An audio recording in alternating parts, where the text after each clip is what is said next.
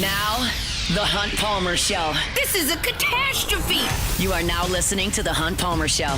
Brought to you by Renaissance Homes and Pools on 104.5 ESPN Baton Rouge. That's what I wished for when I blew out my candle. Locking down the middle of the day, live from the Mercedes-Benz of Baton Rouge studios. This is Hunt Palmer. The floor is yours. Welcome in. Hunt Palmer coming to you from the Mercedes-Benz of Baton Rouge studio downtown in the capital city on this Wednesday. Brought to you by Renaissance Homes and Pools. Got Jordan Kitchens and Cassie Spazzali back there on the ones and twos. Glad you're hanging out with us here.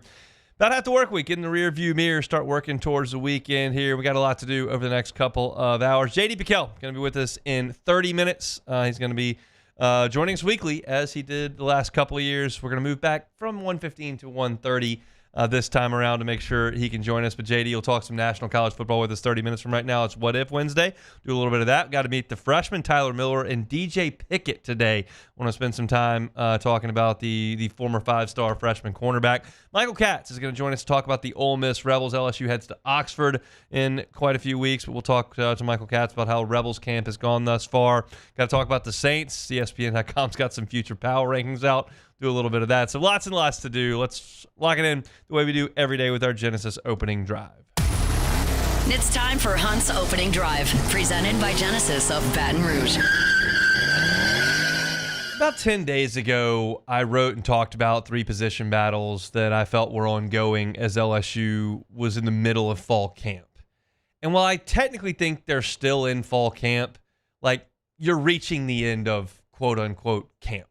You're going to get into Clemson preparation here pretty quickly. School starts in a little bit over a week. So you've got the end of camp coming. And what Brian Kelly told us in the summer when he was talking about how to better prepare for a season opener, he talked about, okay, we've got to get our depth chart, our starters pegged a little bit earlier and then prep them.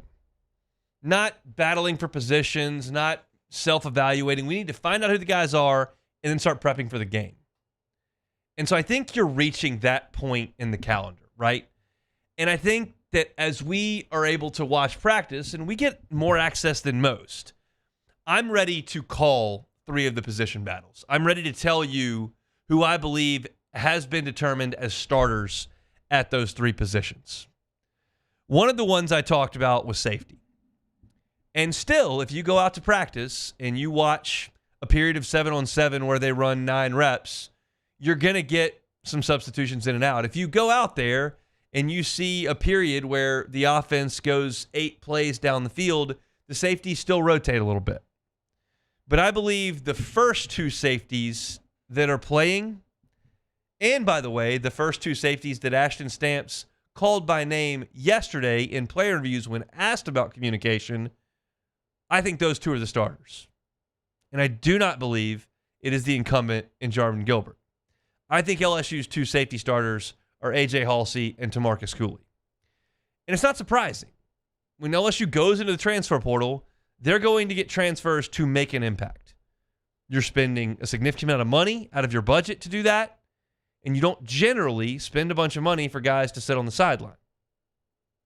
I think those guys came here to play. Now, Halsey, I told you from the first day of practice, I've seen him on paper, 24 tackles in a single game at New Mexico, Big 12 newcomer of the year the next year, first team All-ACC the next year, led the league in interceptions. Like, he's been massively productive all 3 years over 2 different stops. And then I got to look at him the first day of fall practice, and I go, okay, that's SEC size. The production is wild. He's going to start. And I told you the first week I thought that Halsey would start. I did not have a good feel for who the next guy would be. You had Gilbert, who's coming back with a healthy shoulder that he injured last year. You've got Deshaun Spears, massive upside based on his size and speed, 4-star recruit, top 10 safety in the country. You got Javian Toviano, big-time recruit out of Texas, finally finding a spot after he played some corner his true freshman year, and then he's played some nickel, and he's played some safety, and he's played some star, and what are you going to do with him? Well, now they got him back at safety, so he's at home. Does he progress? And then you got Cooley. And it appears to me that Cooley's the guy. Now, Tamarcus Cooley played a lot of nickel last year at NC State. And if you wanted to bump him down to nickel and play somebody else's safety, I would have understood that completely. Play a guy that's played a lot of safety at safety. Play a guy that's played a lot of nickel at nickel. Okay. But what you got right now is Harold Perkins handling that star role where he plays some nickel Sam. Like, that's part of what he does. And then you might put DJ Pickett on the field and move Ashton Stamps from Mansour Lane in, and so there's not really a need for Cooley to go up there and do that. And now Gilbert's playing some star, so he might do that. So to me, Tamarcus Cooley is a safety, and I'm perfectly fine with that. He's got more size than you would think on tape, and he's clearly not afraid to get in there and tackle somebody. Ashton Stamps talked about him yesterday, said, look, that's a guy I talk to a lot. We make sure we're on the same page. The corners don't necessarily have to communicate. They're 35 yards apart. The corners and the safeties have to communicate. They're sharing one side of the field. So to me, this job is done. I'm not suggesting that there's no role for Jordan Gilbert on this team. I'm not suggesting Javian Toviano or Deshaun Spears won't play at all. But it would now surprise me if LSU took the field for the first drive against Clemson and Tamarcus Cooley and A.J. Halsey were not the top two safeties. I'm calling that position. I think it's over. The other position I'm ready to call is right guard. Brian Kelly said out loud on the record in a press conference, Braylon Moore is the center. He talked about it the first day when he was taking those reps, talked about it later on in a press conference. Braylon Moore is the center. We got that. Every first team rep thus far that I've seen, Tyree Adams left tackle, Weston Davis right tackle, they're the first two guys out there. They are your tackles. But guard, there's been competition. And we got a look into that when Joe Sloan met with the media over the weekend, and he said, hey, we've got a lot of competition at guard. Our tackles have done great. Braylon's been good at center. We got competition at guard. And I believe that. I think they are continuing to evaluate, and that's why you see Paul Mabinga and DJ Chester flipping a lot at left guard with the first team.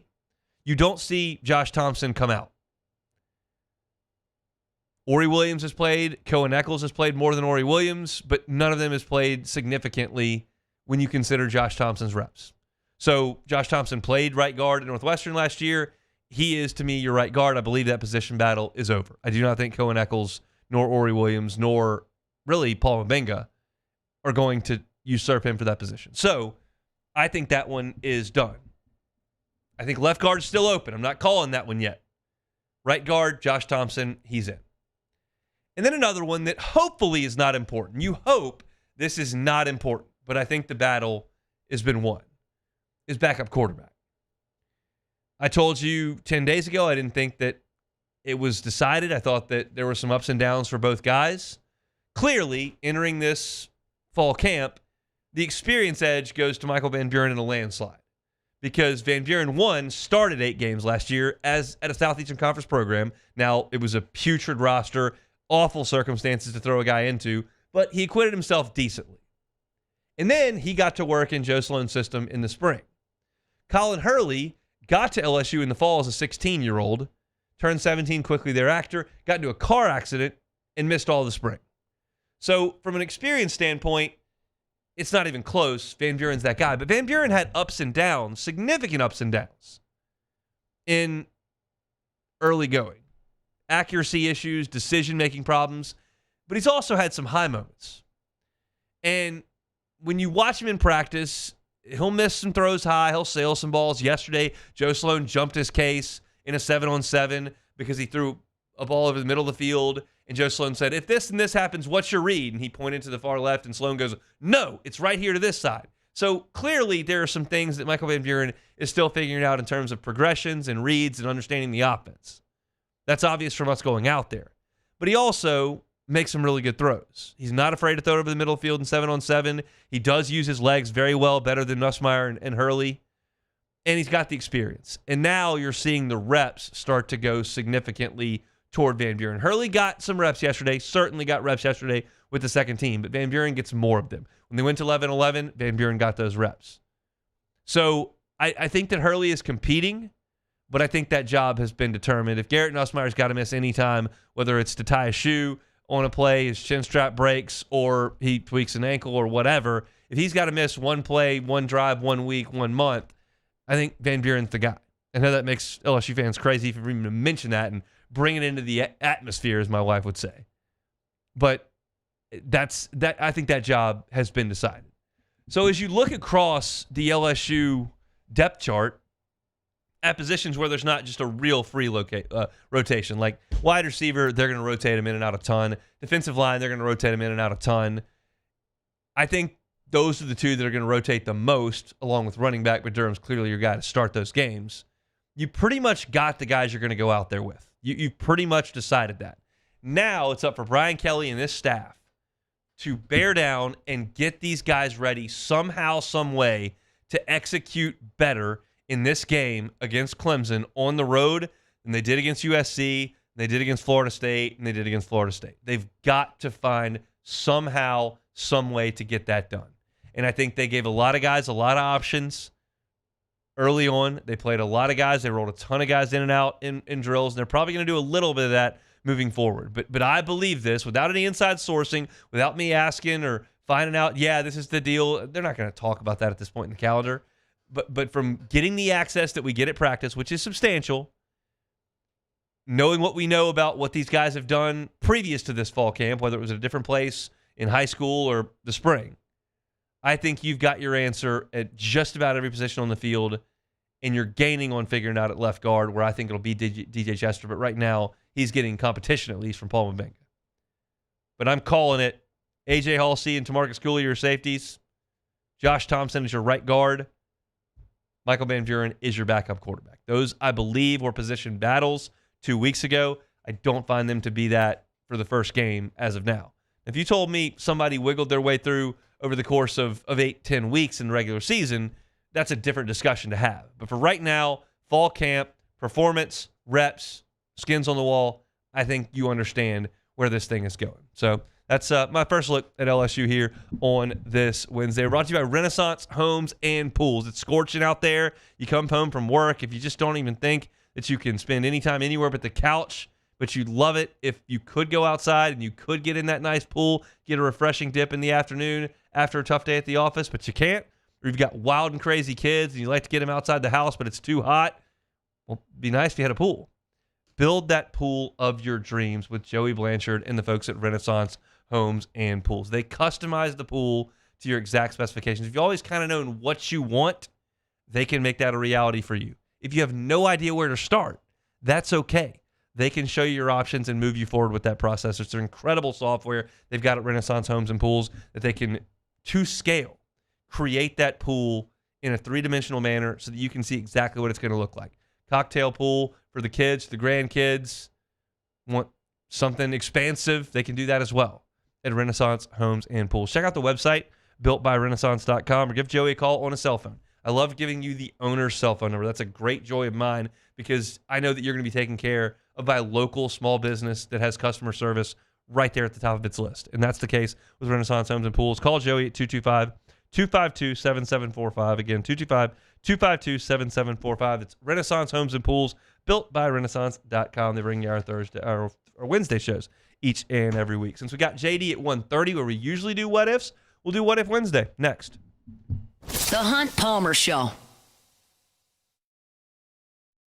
At Bayou Automotive, we believe in a sales process that puts you first. We want you to experience an easy purchase with clear pricing and great service. Let Bayou Ford and Bayou Chrysler Dodge Jeep Ram be your trusted partners in finding your perfect vehicle. The crew at Bayou Automotive is going to do right by you. At Auctioner, we know healing is a team sport.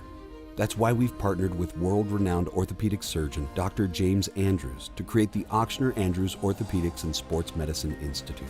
Whether you're a professional athlete or a weekend warrior, our team of specialists are dedicated to getting you back in the game. So whatever your reasons are for reaching your personal best, we've only got one. You. Auctioner Andrews Institute. Long live you. Gulf Coast Bank and Trust is giving our customers the power to bank anywhere, anytime during this challenging event. And we're right there with you. Our mobile banking app is a smart way to manage your money and time. Gulf Coast Bank and Trust, the bank that cares about you.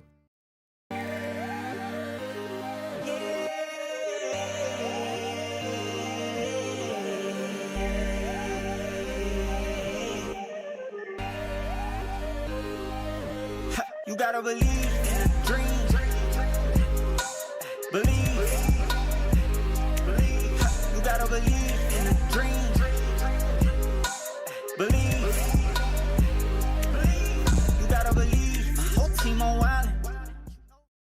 Bayou Chrysler Dodge Jeep Ram is taking $22,500 off MSRP on the brand new 2025 Ram 1500 Laramie with $22,500 off MSRP with a complimentary 7-year powertrain warranty that comes with all new Bayou Automotive vehicles. If you need sales or service, the crew at Bayou Automotive is going to do right by you. River Parish Contractors has immediate openings for structural steel shop fabricators. Call or text Big Jake today at 318-547-1000 or go to rpcontractors.com and click on employment. River Parish Contractors. Let's get building. At Luba Workers' Comp, our journey began over 30 years ago with a simple belief. Our clients come first. At Luba, our business has always been focused on people, not policies. Through every success and challenge, we've continued to grow because we've stayed true to our values, committed to providing you with genuine dependability. Because your well-being is more than a priority. It's our purpose.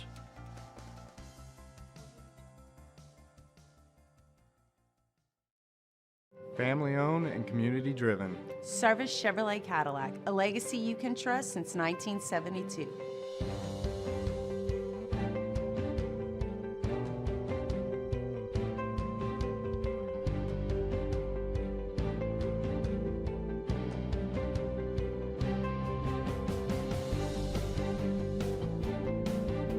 Service Chevrolet Cadillac, our family serving your family. For over 50 years.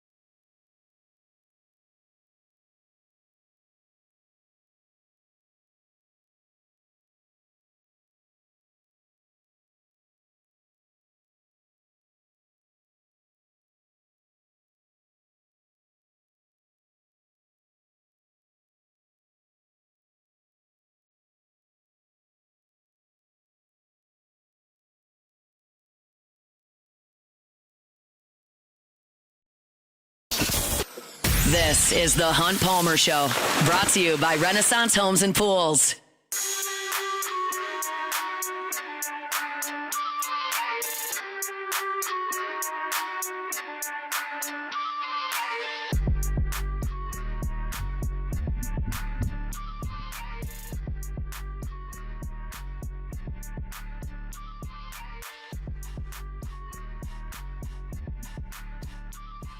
All right. Wednesday edition of the Hunt Palmer Show. JD Pickell with us in 15 minutes. I'm going to talk some national with JD. We've done a lot of SEC talk, and for those that were listening back in July when we were at SEC Media Days, spent a lot of time talking about the SEC, and we'll maybe get into that next week with JD.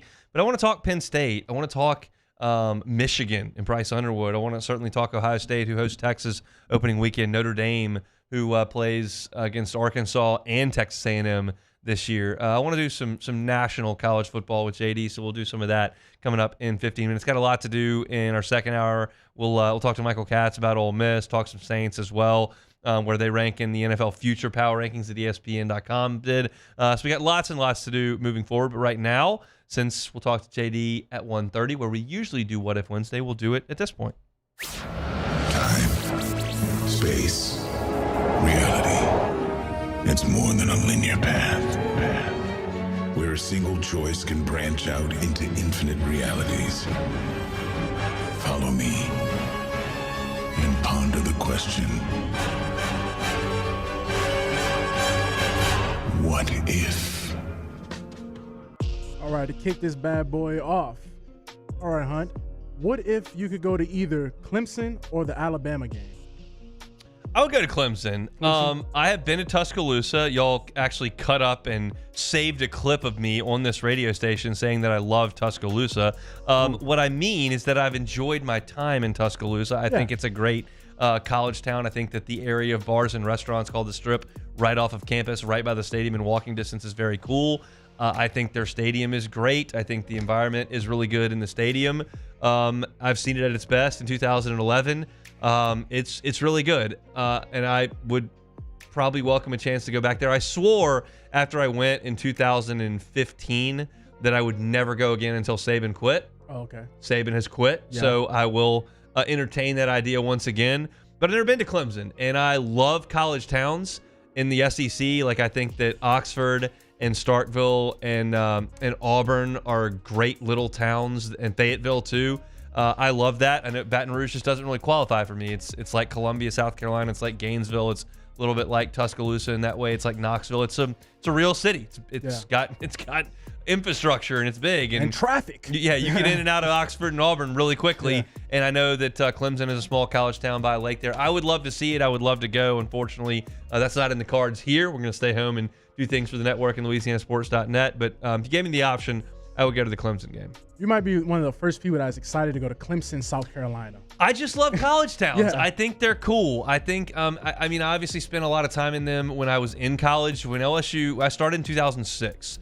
And from 2006 through 2014, so about 8 years, I missed one LSU game home and away. I did not go to the Penn State Bowl game. It was a mess over in Orlando. I went to every other game they played. I went to Seattle, Gainesville. I went to every place in the SEC because A&M and Missouri weren't in, so I'd gone to all of them at that point.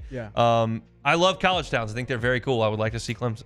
Okay, so what if you could go – oh, I read that one already. What if LSU wins the toss at Clemson? I sincerely hope they defer.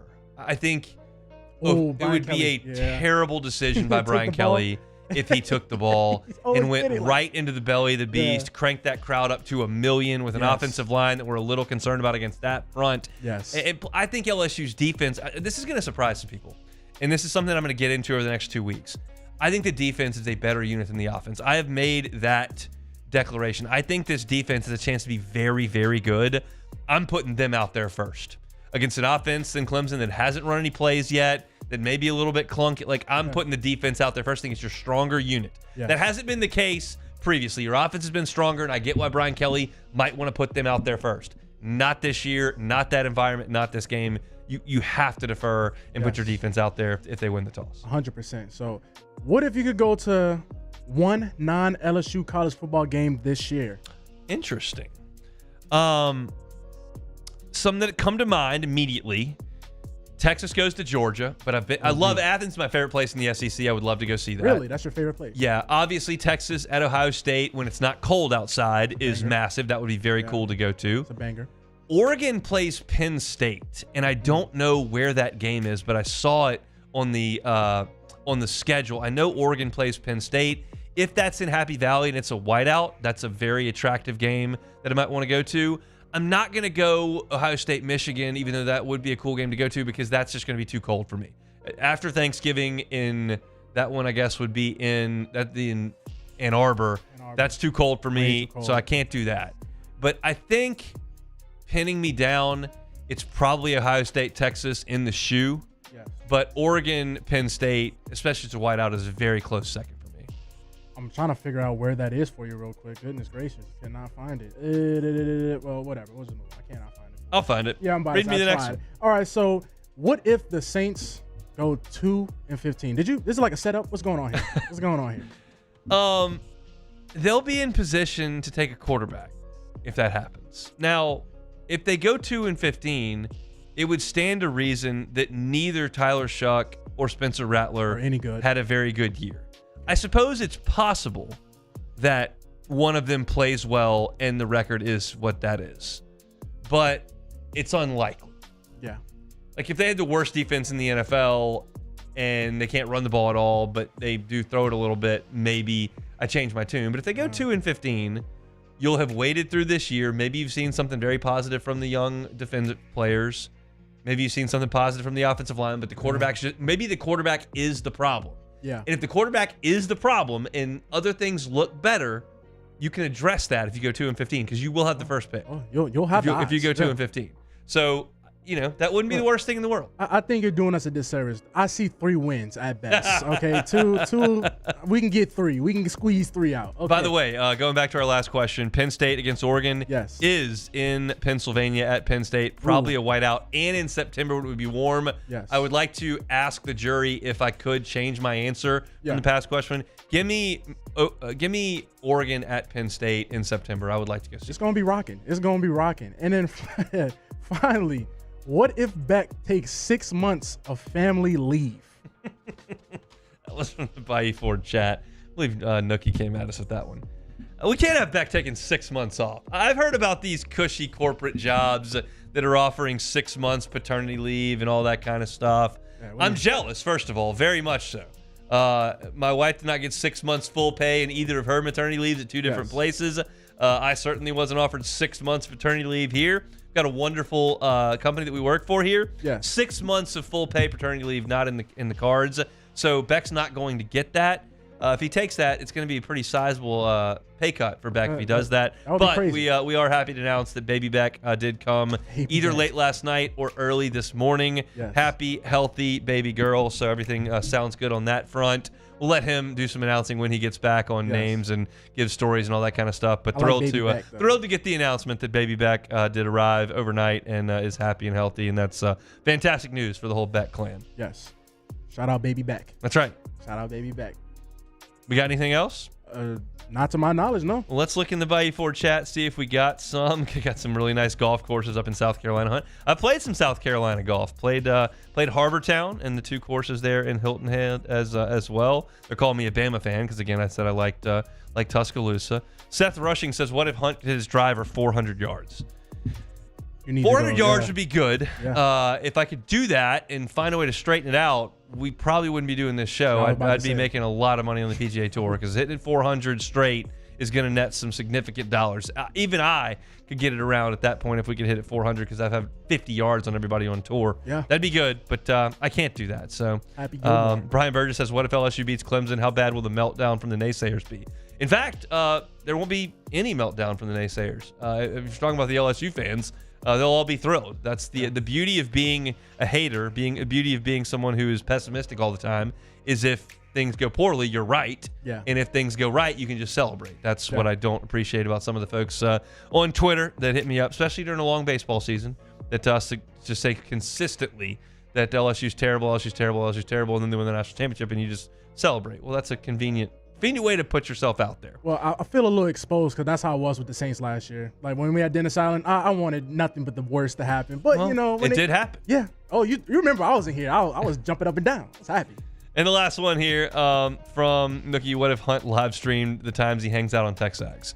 Full disclosure, I got to come clean. The TexAgs account that I've used previously has been deactivated. It's not been. I was not paying for it.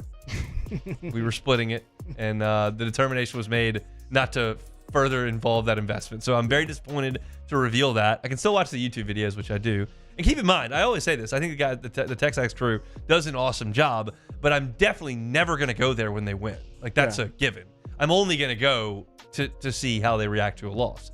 That's the way I'm wired. It's a weird thing about me. It's probably not a very redeemable quality, a redeemable characteristic, but I do enjoy the misery of other fan bases during football season. So when teams lose, I generally go check that out. That's a part of the game. Like, you're supposed to do that. People enjoy LSU fans. Well, theoretically, you should enjoy your successes and generally find some more creative ways of spending your time than wallowing in the pity of others. I just can't help it. It's just what I like to do. I finish the post-game show. I go home. I pour a cocktail. It's like 1 a.m. in my kitchen counter. Everybody's asleep in my house. It's quiet, which never happens in that house. And I'm just going to pull up some YouTube videos of some fans being really sad because their team lost.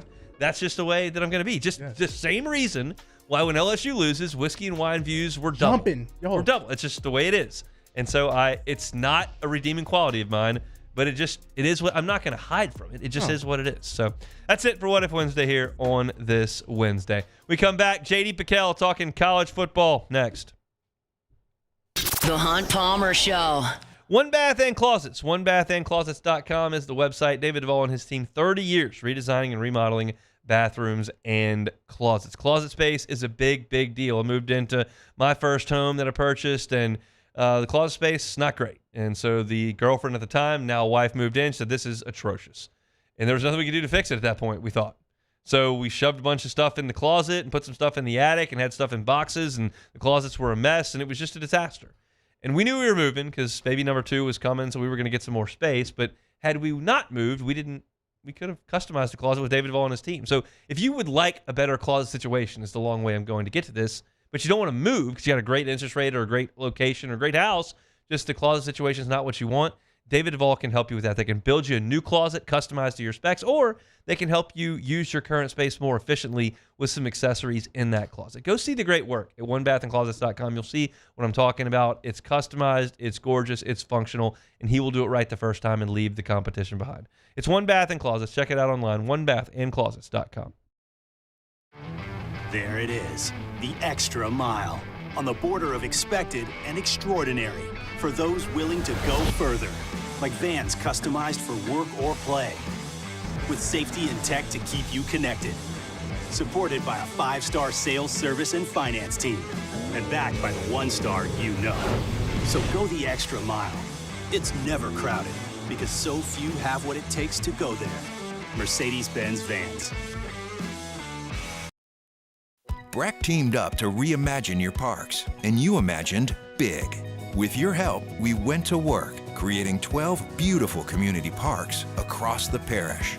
A family-sized water park, miles and miles of trails, and parks just for your dogs. There are more places to splash, to explore, to run wild, and even soar. You imagined, we delivered. Gold. Breck, your #1 park system in the nation. These ice cubes could have been a thankless bed for an all-you-can-eat salad bar. But instead, they cradle and cool the crisp, refreshing Dos Equis. Nicely done, ice cubes.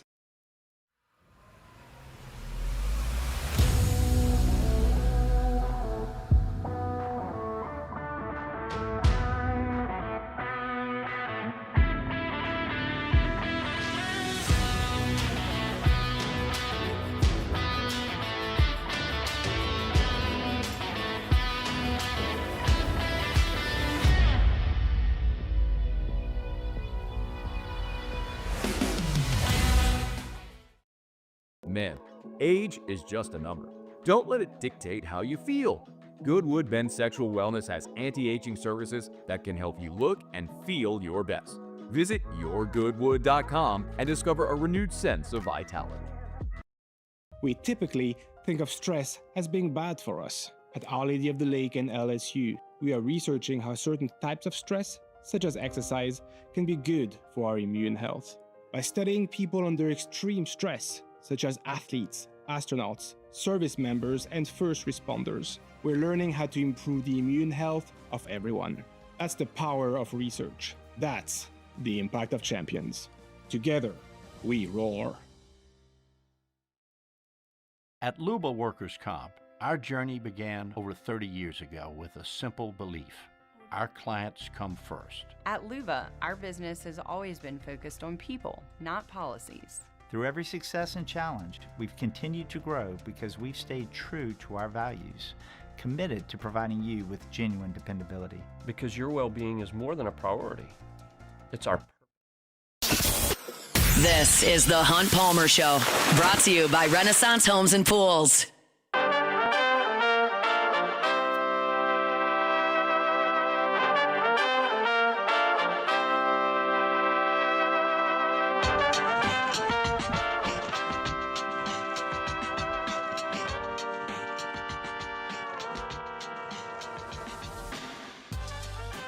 About half that work week in the rear view mirror. We're going to start working towards the weekend here pretty quickly. Working towards football season here pretty quickly. Just a couple of weeks away. And that means it's time to relink up with JD Pickell from On3 Sports. Saw our guy in Atlanta back last month. Football season was a little bit far off at that point. Not anymore. We're getting real close. So let's bring him back in weekly, starting our Wednesday visits. JD, how we doing, boss? Man, hearing your voice coming through my AirPods is the last domino I need to fall before I know college football season this year. We got the preseason rankings, we got the magazine, we got the video game. Well, you got Hunt Palmer giving you a call at 1:15, 1:30, give or take Central Time. You know what's up, and it is in fact stuck as college football season. I'm so glad to hear your voice. I'm glad to hear yours. Let's rock and roll. I want to save the SEC stuff because we talked about that a lot in Atlanta, and we'll continue to do that as we get closer to week one. But I want to do a little bit more national, kind of big picture stuff with you on some teams around the country. Penn State is getting a lot of love. Their playoff team last year. I'm curious your thoughts on how much credit they get for those two playoff wins against those two programs, but they bring back Drew Aller, and they've recruited pretty well. Are you drinking Penn State Kool-Aid at this point in the calendar? It's a tricky Kool-Aid to drink right now because I think they're going to be a playoff team. I think if they get the draw they got last year, they'll probably be where they ended up again in the college football playoff. I am still very much so wait and see, and not because the James Franklin big game narrative stuff. I think that's a little bit overdone. They were right in every single big game that they lost a season ago, so they're not like showing up and getting boat raced. I am still waiting for the game where I'm like, yes, Drew Aller, yes, that's what I want to see from you. That makes me all the way in on the Drew Aller hype train, the Kool-Aid, the stock, whatever kind of label you want to put on it. I haven't seen it yet, and I know there's a lot around his receiver room and what they lacked a year ago. But, like, Hunt, you know this as well as anybody, like, great quarterbacks make great receivers better. And Tyler Warren's not running out that tunnel yet again with that beautiful man in Happy Valley like he's gone to the league. So when I have that gone and I'm relying on 3 portal wide receivers, I need to see Drew Aller elevate the whole system. Because in the Orange Bowl, you had Tyler Warren and a bunch of receivers doing 4 quarters of cardio, and nobody caught a pass in that game. So that's a roundabout way to say I like Penn State. I like them as a team that's going to contend in the college football playoff, and with the right draw they could do it. But I'm still as questionable on the top quarterback that's proven in a conference as you can be with Drew Aller. Let's go to Michigan, where they didn't even play quarterback last year, and I can't really talk about Michigan in this market without sounding like they got a little bit of sour grapes here, but it sounds like they're going to turn the keys over to Bryce Underwood, and everybody feels like that's just going to be hunky-dory and everything will be great. Where are you on the Wolverines now 2 years removed from Jim Harbaugh? I think the roster math is super exciting for them because what you just said, everyone's talking about how bad they were at quarterback a year ago, and they beat Ohio State, they beat Alabama, so it can't be any worse, right, Hunt? Yeah. My thing with them is it's not just the fact that they should be better at quarterback. Like, the schedule is super workable. If you look at what they have, if they just get past Washington with 2 losses or less, meaning they would – split Oklahoma and Nebraska, and maybe you drop one to a Washington or USC. But if you just get past Washington like late mid-October with 2 losses, if you're playing Ohio State at the end of your season with a college football playoff spot on the line for the Wolverines if they go 10-2, because they don't play anybody with the pulse between Washington and Ohio State. They don't play a team that made a bowl game a year ago. So the thing with me is, like, where does Bryce Underwood have that light bulb moment, if at all, this season? And full transparency, I think he will eventually, like, get his sea legs underneath him. I think he's too talented for that to happen.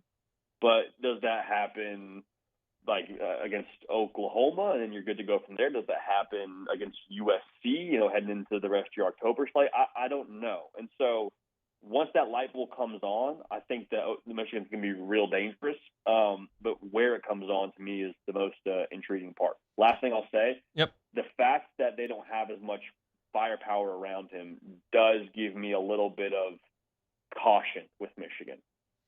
We'll see. As you mentioned, it's a workable schedule, and they may lose a couple early, but if they can find their sea legs, to your point, in the middle of the season, then they can right that ship in a big way and be playing for a lot late in the year. A team that played for a lot last year was Oregon. They were the last unbeaten. Dylan Gabriel moves on. I've heard some real skepticism about Dante Moore. Where are you on that program and their ability at quarterback and to replicate what they did last year?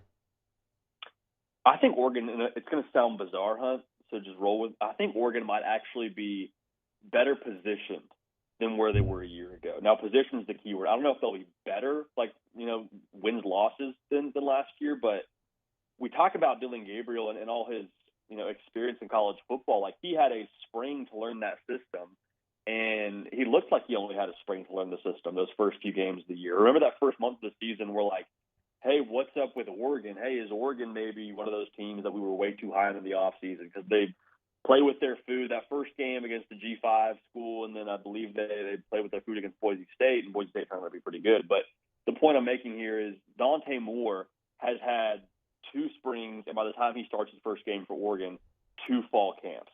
And I don't think that the Oregon offense requires you to be an NFL caliber quarterback to run it, even though Dante Moore may end up being that when it's all said and done based on what he was as like a 5-star recruit. Yep. My thing with the Oregon offense is, like, just be a good in-law during the holidays.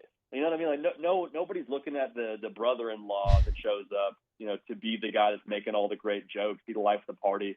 Like, dude, just be efficient, be smart, do the dishes, ask good questions. Like, we don't need you to run this whole show and be the source of the firepower. If you get the ball to the players like Kenyon Sadiq, who I think is going to be like an All-American tight end for them, they're going to be in real good shape from that regard, and then plus the schedule. So that's a long way to say. I'm giving you long answers here, Hunt, but I think Oregon is positioned to be right back in the mix. Long answers are good. Yeah, long answers are good. It's radio. If I gave you a free, crisp $20 bill to bet if Dan Lanning wins a national championship at Oregon, what would you bet? I would bet it in a heartbeat. I would say without a question. I think it gets more interesting when you say I get that $20 to bet on Dan Lanning winning a national championship and the time range to get that done, because I think it'll be in the next 3 years. I really do. I think they recruit too well. I trust too much what he is as like a fixer of mistakes at Oregon. Like, I think year in, year out, they get better from a record perspective, but I think the brand of football gets better. Like, we saw them fall flat against Washington twice in a row a year ago, and corrected that in a big way when they got into the Big Ten title game and found a way to be clutch against Penn State. So I think that he'll absolutely win one. I think it'll be in the next 3 years. Let's talk Marcus Freeman and Notre Dame. Played for a title last year. Is that the new standard at Notre Dame, or was that just a really good run? Yeah, I think it can be the standard for Notre Dame. I think people in South Bend would tell you that's the standard, especially because there's no conference title you're playing for. So it's like, let's go win a trophy, and the only way to do that is by winning a national championship. I think that the way they have turned over that roster since he got there is what people get really excited about in Notre Dame circles, because talking to people that are like, at practice, they say, we got this 5-star offensive lineman, Will Black, who when we're watching him, on the practice field, looks like he should be running with the one, but we're just so deep at that position that the guy's taking reps with the reserves. And then you go down the line of other position groups. So they feel like they're actually at a spot roster-wise where they can go compete consistently for a national championship.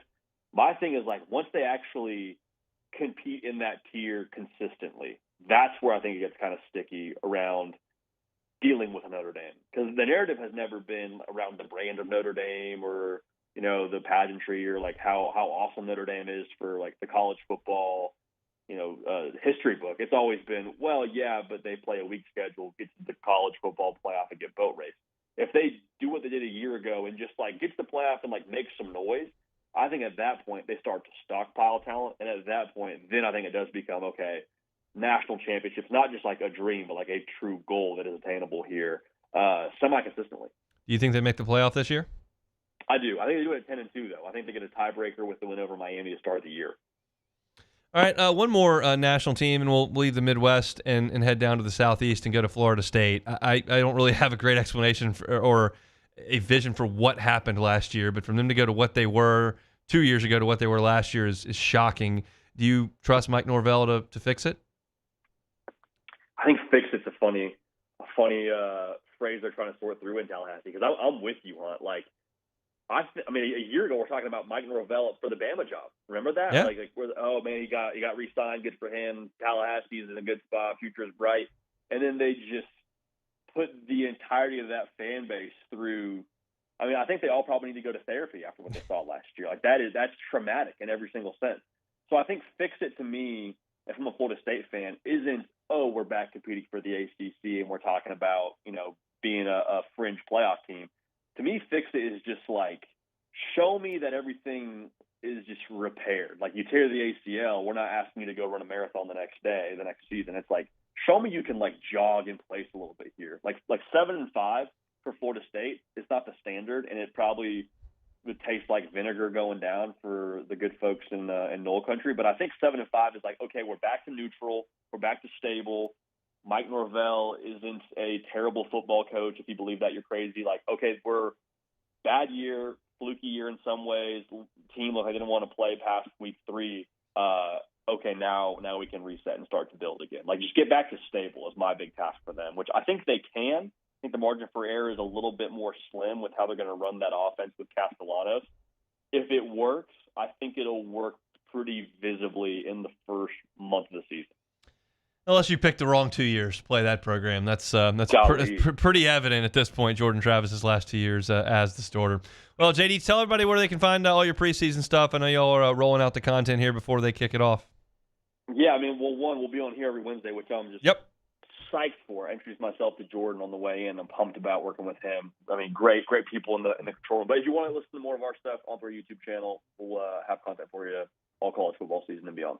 Yeah, our normal producer Jacob Beck had a baby last night, so not going to be here for a couple of days, but he'll be back in the saddle for football season. So we're fired up to have you. Looking forward to our conversations every week. Y'all can find JD on 3's YouTube channel. Go check him out, and he'll be here every Wednesday. We'll talk to you next week, man.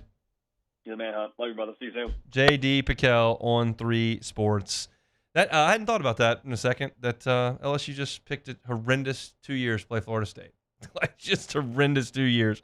And that's part of it. And I would suggest you didn't pick a great year to play Clemson at this point with a quarterback in his last year who's been a proven commodity for them now for a year, and then with potential 2 first-round picks on defensive line. But that's the schedule. We got to go play it. So we'll get there here in about 2.5 weeks. Sorry, our Wednesday show is brought to you by Renaissance Homes and Pools. Come back, meet the freshmen, close out hour number 1.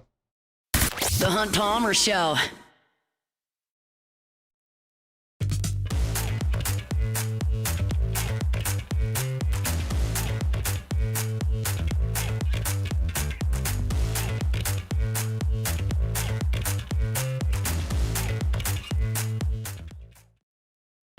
When it comes to industrial construction, River Parish Contractors can do it all.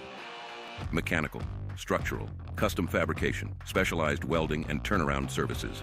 Strategically located in between Baton Rouge and New Orleans, we have the local team with the experience and commitment to safety to manage the most complex industrial projects. Period. Here's the deal.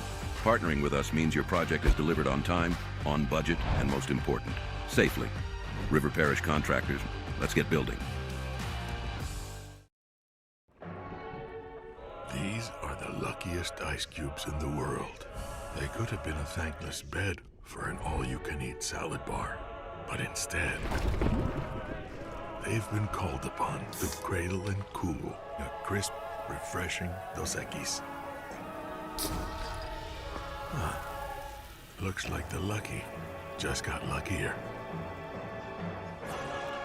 Dos Equis. Breck teamed up to reimagine your parks, and you imagined big. With your help, we went to work, creating 12 beautiful community parks across the parish. A family-sized water park, miles and miles of trails, and parks just for your dogs. There are more places to splash, to explore, to run wild, and even soar. You imagined, we delivered. Gold. Breck, your #1 park system in the nation. ED, low T, or simply seeking to optimize your health and performance? Goodwood Men's Sexual Wellness offers a range of discreet services to address your specific needs. We empower men to reclaim their health and confidence. Visit yourgoodwood.com. When it comes to choosing energy for your family and your home, make the smart choice with natural gas. You can count on efficient and affordable natural gas to keep you comfortable and reduce your environmental impact to help protect our planet. Together, we're fueling our energy future. Atmos Energy. We came up with the idea of auctions in August. Gulf Coast Bank does all the work. We display the item, we prominently feature it in social media, on our website, but we do it because it's the right thing to do for the community.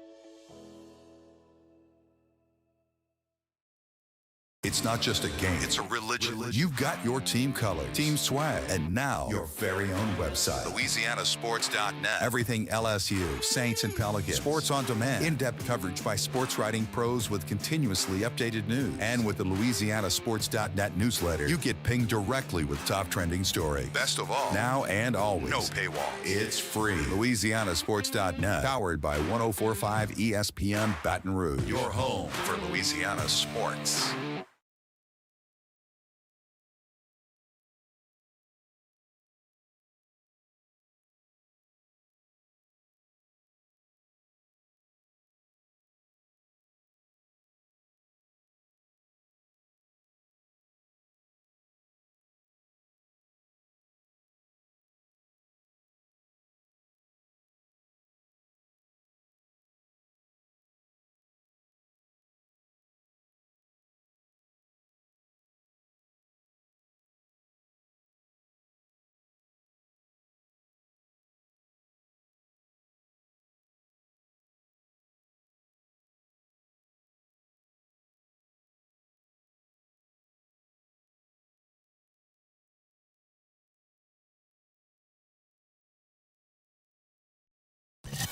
You're listening to The Hunt Palmer Show, brought to you by Renaissance Homes and Pools.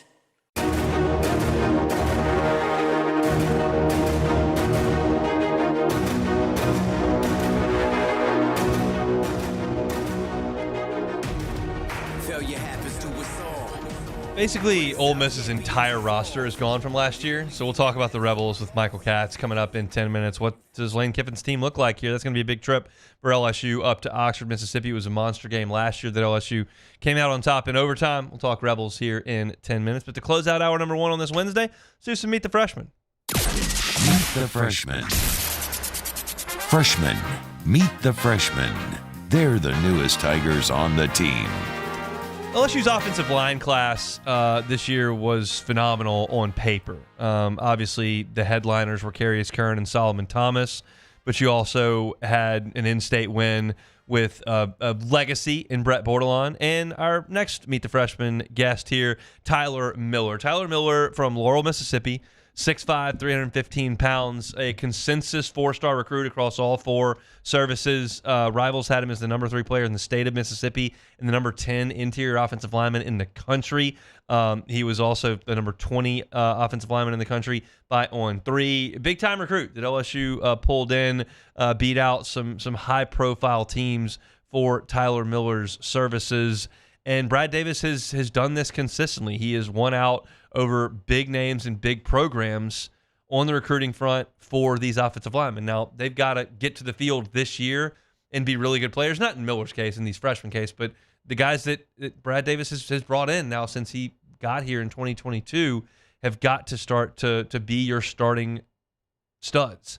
And for LSU to beat Florida, to beat Ole Miss, beat Georgia, beat Alabama for Tyler Miller was a really good win. He's not a guy that's threatening for a spot this year. You look at the 2 deep on the offensive line, certainly the starters. You're looking at Tyree Adams. You're looking at DJ Chester, at Braylon Moore, Josh Thompson, and then you've got Weston Davis. And then behind them, immediately, you've got Bo Bordelon, you've got Paul Mabinga, you've got Carius Kern, you've got that group of players that are likely to step in. Miller's going to get a year to sit and watch. And you're going to lose Josh Thompson after this year, and you're going to lose Braylon Moore after this year, and it's very possible that you lose Tyree Adams after this year, and there may be a new rush for playing time, and that will be when Tyler Miller's name is called. But from a size perspective, Miller is big, he is physical, he was highly thought of, and LSU's got him on campus, so that's a guy that we'll probably look forward to make his LSU debut next year. Now, DJ Pickett is the guy I'm going to close the hour out with here in terms of our Meet the Freshman segment, and this guy is a unicorn as far as I've been covering LSU. I have not seen a 6'5" corner that can run. Like, the closest thing I've seen to him is Thorold Simon, and Pickett is a more talented player than Thorold Simon, though Simon was a really good player at LSU.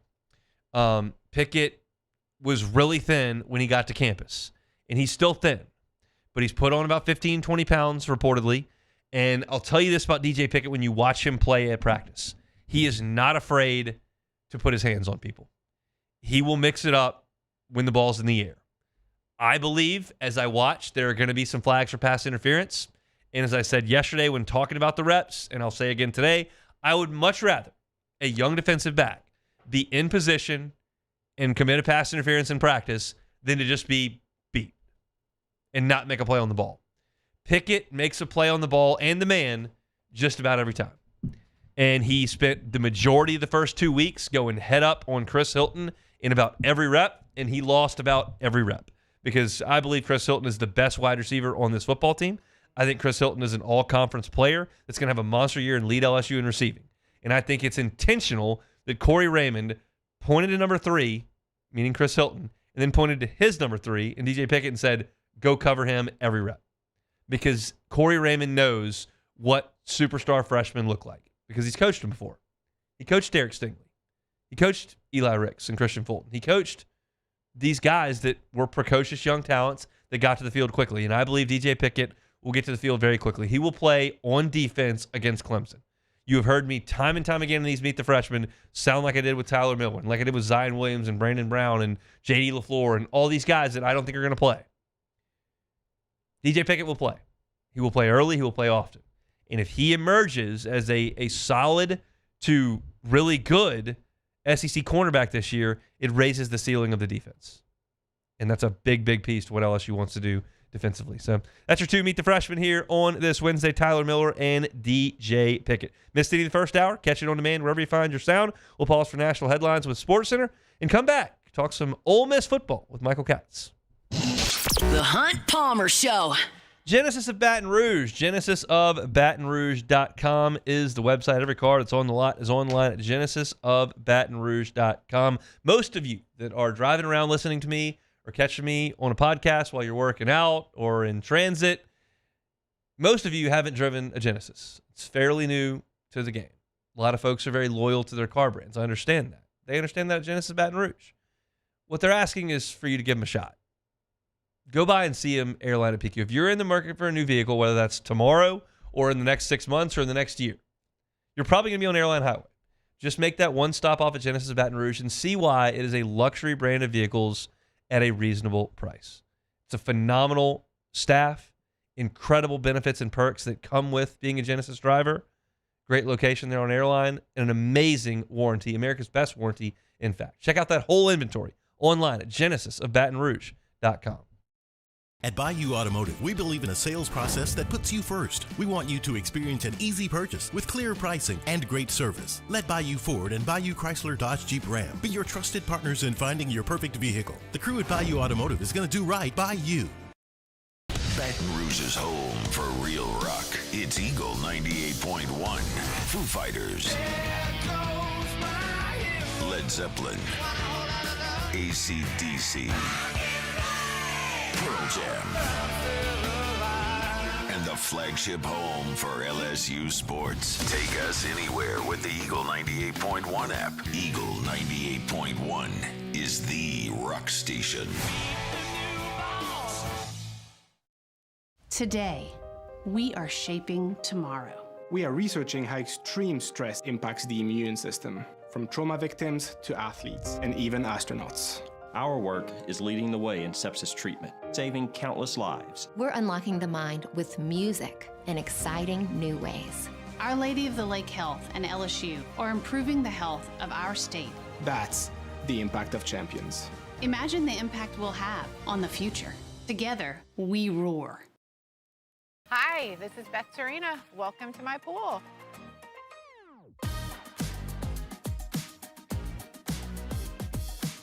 The first time I saw this beautiful pool, it exceeded every expectation that I had. They were able to get everything we wanted in this pool. It is a beautiful pool. We live out here, we eat out here, we watch TV out here. This is like our living room outside. We love this pool and everything about it. When we decided to build our pool, we called a great friend who is one of the best pool builders in the country in North Louisiana, and we said, who would you choose to build a pool in Baton Rouge? And without a hesitation, he told us Russell Pools. He said their history, tradition of great builds, great pools was unmatched. So of course, who did we call? Russell Pools.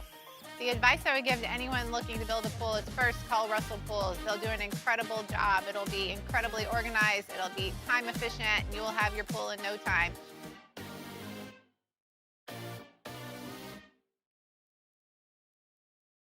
At Ochsner, we know healing is a team sport. That's why we've partnered with world-renowned orthopedic surgeon Dr. James Andrews to create the Ochsner Andrews Orthopedics and Sports Medicine Institute. Whether you're a professional athlete or a weekend warrior, our team of specialists are dedicated to getting you back in the game. So whatever your reasons are for reaching your personal best, we've only got one: you. Ochsner Andrews Institute. Long live you. Family owned and community driven. Service Chevrolet Cadillac, a legacy you can trust since 1972.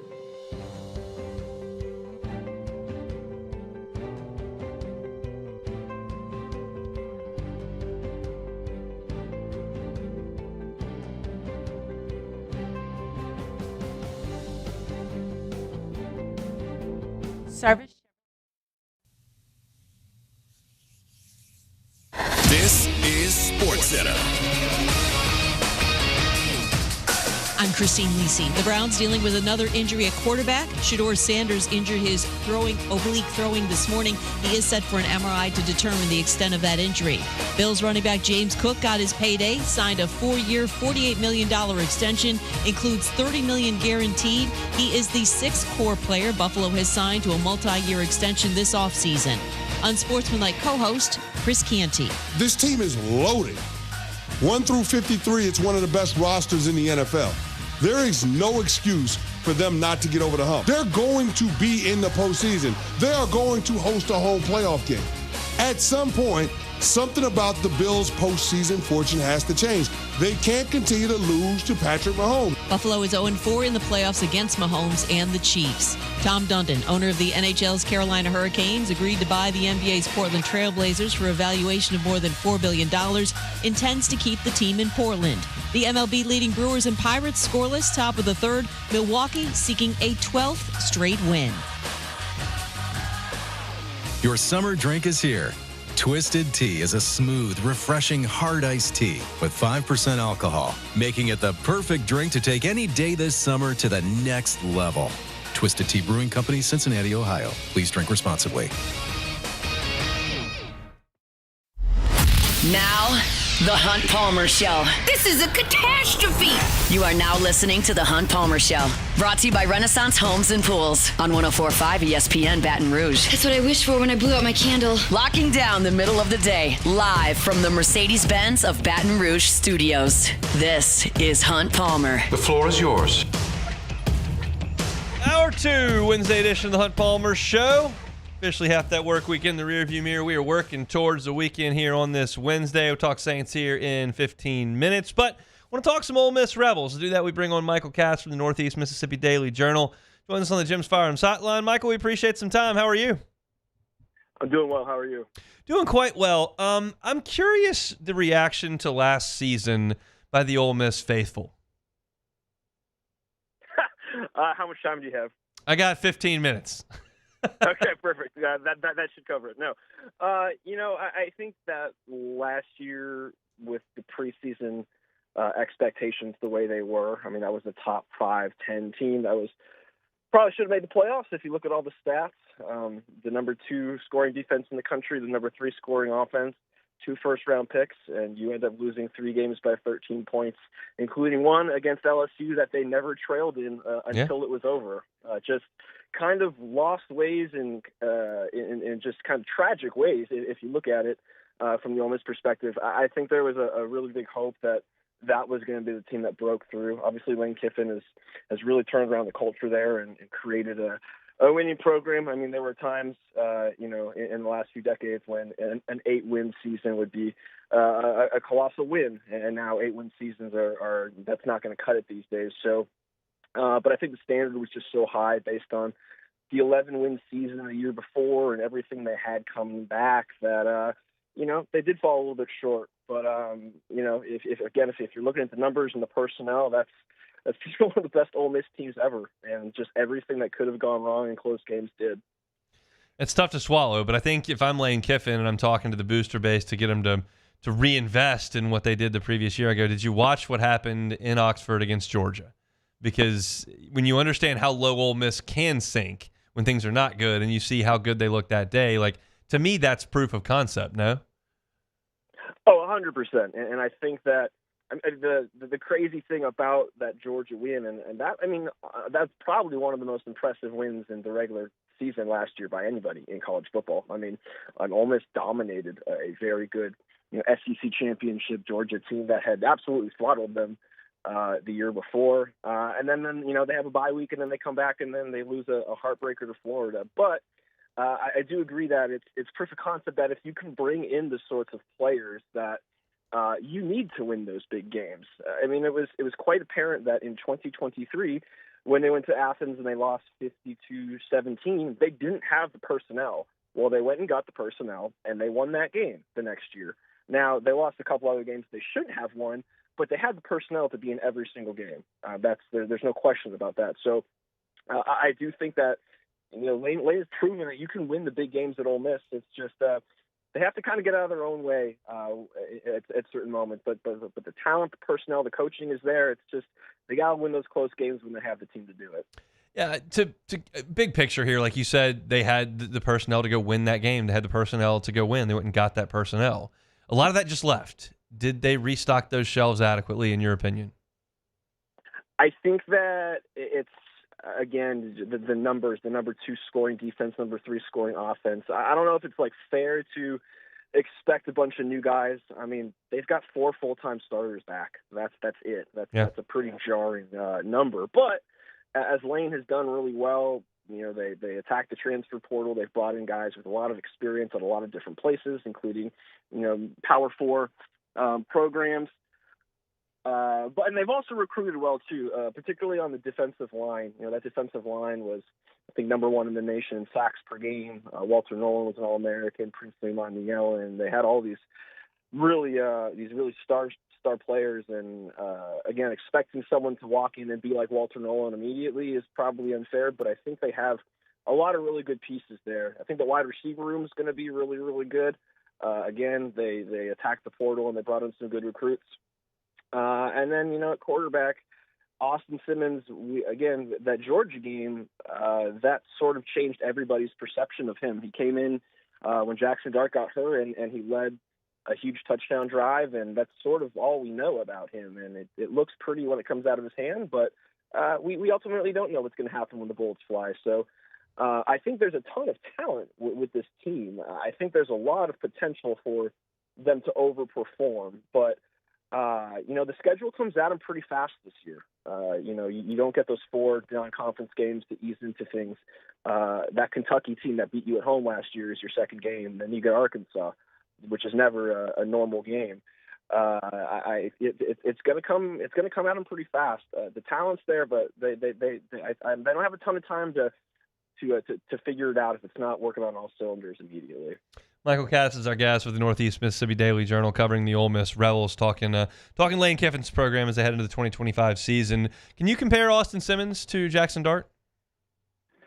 I mean, they are different. I think Jackson, in terms of if we're looking at style of play, Jackson was a guy who was going to run for first downs and never slide out of bounds. He was going to put his shoulder down. He was going to put himself in harm's way. He wanted to run at times, and he was a gifted passer. There's no question. I mean, there's a reason he was a first-round pick by the Giants and looked really good in that first preseason game for them. Yep. But I think when you look at Austin Simmons, who can run, there's no question. He's a very good athlete, but he has a special arm. I mean, you talk to any Ole Miss receiver, and it's different. The way he throws it. He's a lefty, which obviously, the Tua comparisons come up, and there's not a ton of lefties out there, and that one's one of the most recent ones. That arm is special. But I think that, when we look at what Jackson did last year, he led the nation in total offense and passing efficiency and was first-team All-SEC. That was just a third-year starter. His first year, he took some lumps. It was not always pretty. He threw 11 picks that first year. He threw 11 the next 2 years combined. Austin, I don't know if he's going to come in there right away and be, the efficient Jackson Dart that we saw his last 2 seasons. Again, the talent, there's no question. And if, if you're looking at him just throwing a football, I think that this has the ability to be a really, really deadly passing game if it comes together. But, he's probably going to take his lumps. He's a redshirt sophomore. He graduated high school 2 years early, but he already is starting his master's program. He's a really smart kid, very composed, but they're different in terms of style of play, and I think that the efficiency that we saw from Jackson, I don't know if it's fair to put that on Austin right away. Let's go to the defensive line. Pegues, Sumamiel, and Nolan, dominant players for Ole Miss last year, and that's something that the elite programs in college football had that Ole Miss hadn't always had. Those guys are out the door. Do you think that they've replaced them up front defensively?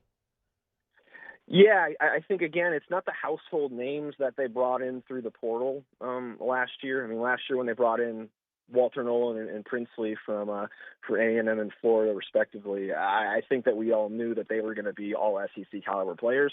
They brought in some good talent this year. Womack from LSU, who's a huge recruit coming out of high school. I think they're hoping that they can tap into that potential. Trent Will Uman-Yellen, who's Princely's brother. They got him out of Nebraska. And again, these are guys that were highly touted but haven't produced like those other guys did. And again, they've loaded up on defensive line in the high school recruiting ranks. They've got 5 stars. They've got really nice players. Cam Franklin, Will Eccles. Those are Mississippi kids who they got to keep in state and were 4 or 5-star recruits. But they haven't produced yet. They haven't really had the chance to because they were behind guys that were so good. So I think the talent level is not as drastic of a drop off as maybe you would expect. And Lane has said they have a really good first defensive line. I think that group has the ability to be really good, but Walter Nolan's don't come along very often. I mean, that was an All-American, again, top 15, 16 pick, whatever it ended up being. Could one of those guys turn into a Walter Nolan? Maybe, but I don't think they have a proven guy like that quite yet. But I will say, when you bring back a guy like Suntarine Perkins, who had 10.5 sacks last year, was really kind of overlooked on the national scene, I think you feel pretty good about being able to get after the quarterback. He's going to kind of play a hybrid role from what it looks like. Little end, little off linebacker, dropping the coverage, things like that. I think having him back is going to be really, really big. And when you add him to that defensive front conversation, I think you feel really good too. Is Sage Ryan a projected starter? I would have to imagine so. Again, Ole Miss is they let us see what they want to see right. Practice and whatnot. But he's a veteran guy who's played a lot of football. You guys know that as well as anybody. He's played a lot of games over his career, a lot of different spots. I think they need a guy who understands football at a high level like him back there because they are so young. And that secondary, their corners are going to be really, really young. They brought in 2 safeties, him and Kapena Geshekin from Washington State, who are veteran guys. And I feel like those 2 safeties are really going to have to lead that defensive back room. So I think Sage is it would be hard to envision him not playing a big role. Does your gut tell you in November that Ole Miss is a significant playoff contender, or that this may be a little bit of a rebuild? I've told people I could see this team winning 9 games and not being nearly as good as last year's team was. Just because I think the schedule, it's the same as last year, just you flip the home and away. They get Florida at home. They get South Carolina at home. LSU's at home. Obviously going to Georgia is going to be rough. Oklahoma going there, I think it's going to be a lot tougher than it's been, like compared to last year. But they only leave the state 3 times because their last away game is at Mississippi State. So I think the schedule lines up for them potentially to be in that conversation. I've been on the fence of that 8-4, 9-3 threshold. I just don't know enough quite yet about how these talented pieces are going to fit together, but I think they'll be in the conversation. I think any time you have the talent that they do and a program led by Lane Kiffin, you're always going to be in the conversation one way or another, right? But I think that this can be a 9-win team that doesn't look anywhere near as good as last year's 9-3 regular season win team, but could very well be in the playoff conversation. But I just don't know if I know quite enough yet. He's Michael Katz, Northeast Mississippi Daily Journal, covering the Rebels. Michael, we appreciate some time. We'll catch up with you down the road when LSU and Ole Miss get ready to roll. Appreciate you. Thanks for having me. Appreciate you. That is Michael Katz. It's hard for me to imagine Ole Miss being as good a team as they were last year. I've said this a few times on the air. I know that LSU won that game last year, and LSU earned that win last year with clutch plays down the stretch. But when I watched the first half of that game, I couldn't help but think to myself, like, Ole Miss is just better. Like, they cover better. Their pass rush is really dangerous. Their quarterback looks comfortable. I mean, Trey Harris dropped a touchdown that really could have tilted the scales there early in that game. But LSU made the plays and they had to. Big interception in the end zone by Zy Alexander. Nussmeier obviously made huge plays late to Mason Taylor twice and to Aaron Anderson and then finally to Lacey. And LSU deserved that late. And the pass rush was great. They had 6 sacks in that game. But I thought Ole Miss was just so good in person. And it is just baffling to me that team lost a game at home to Kentucky. It's just, it's baffling. But it did, and that's what kept them out of the playoff. It's not that they lost to Florida. It's not that they lost to LSU. The loss to Kentucky at home. Kentucky went 1-7 in the league. That was the only league they won the whole year. It's just a choke. It's hard to say anything else other than it's a choke. So thanks to Michael for a little bit of time here on this Wednesday. Our Wednesday show is brought to you by Renaissance Homes and Pools. Come back, talk some Saints next. The Hunt Palmer Show. Highland Insurance Group, HighlandIG.com is that website. Captives are a big deal. They are the present of insurance, but they're also, I believe, the future of insurance, and they believe that, the Highland Insurance Group as well. If you're a sizable company, you spend a significant amount of money on your commercial insurance, and you're just looking for another option, something a little bit more creative that you haven't been shown before, contact the Highland Insurance Group. Contact Jonathan Carbo. Say, hey, Jonathan, I'm drowning here. These risk costs are just too much for me. Is there anything we can do to look at something different? And if you fit into a captive and your risk management and loss history is appropriate and you've got the credentials to get in, it could be a game changer for your bottom line as a business. Not every insurance broker has access to a captive. If you've been with the same broker for years and years and years and years and they've never brought up a captive before, ask Highland Insurance Group if they'd have a conversation with you. They'd love to. They handle this kind of stuff all the time. Go to the website, HighlandIG.com. You can reach out directly there. You can give them a call. They're here in Baton Rouge. No matter where you are in the state of Louisiana, if your insurance costs are killing you and you think you can fit into a captive, contact the Highland Insurance Group and find them online at HighlandIG.com. HighlandIG.com. Man, age is just a number. Don't let it dictate how you feel. Goodwood Men's Sexual Wellness has anti-aging services that can help you look and feel your best. Visit yourgoodwood.com and discover a renewed sense of vitality. Businesses like yours are the soul of our community. You deserve someone who'll deliver the internet services you deserve. That's why local businesses rely on Rev Business, 90 years of building connections. Visit us at letsrev.biz. Looking for the ultimate game day experience? Come to the Queen Casino in Baton Rouge. Wall-to-wall TVs mean you'll see every touchdown in HD. Place your bets and feel the thrill of every play with our DraftKings Sportsbook. The Queen Casino, where every moment is a win. There it is, the extra mile. On the border of expected and extraordinary for those willing to go further. Like vans customized for work or play. With safety and tech to keep you connected. Supported by a 5-star sales, service, and finance team. And backed by the 1-star you know. So go the extra mile. It's never crowded because so few have what it takes to go there. Mercedes-Benz Vans. At Atmos Energy, our Smart Choice solutions help customers save energy and emissions with rebates up to $500 off high-efficiency natural gas appliances, smart thermostats, and weatherization upgrades. Together, we're fueling our energy future. It's not just a game, it's a religion. You've got your team color, team swag, and now your very own website. LouisianaSports.net. Everything LSU, Saints, and Pelicans. Sports on demand. In-depth coverage by sports writing pros with continuously updated news. And with the LouisianaSports.net newsletter, you get pinged directly with top trending stories. Best of all, now and always, no paywall. It's free. LouisianaSports.net. Powered by 104.5 ESPN Baton Rouge. Your home for Louisiana sports.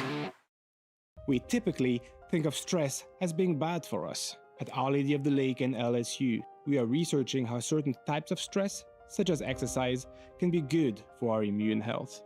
By studying people under extreme stress, such as athletes, astronauts, service members, and first responders, we're learning how to improve the immune health of everyone. That's the power of research. That's the impact of champions. Together, we roar. At Luba Workers' Comp, our journey began over 30 years ago with a simple belief. Our clients come first. At Luba, our business has always been focused on people, not policies. Through every success and challenge, we've continued to grow because we've stayed true to our values. committed to providing you with genuine dependability. Because your well-being is more than a priority. You're listening to The Hunt Palmer Show, brought to you by Renaissance Homes and Pools.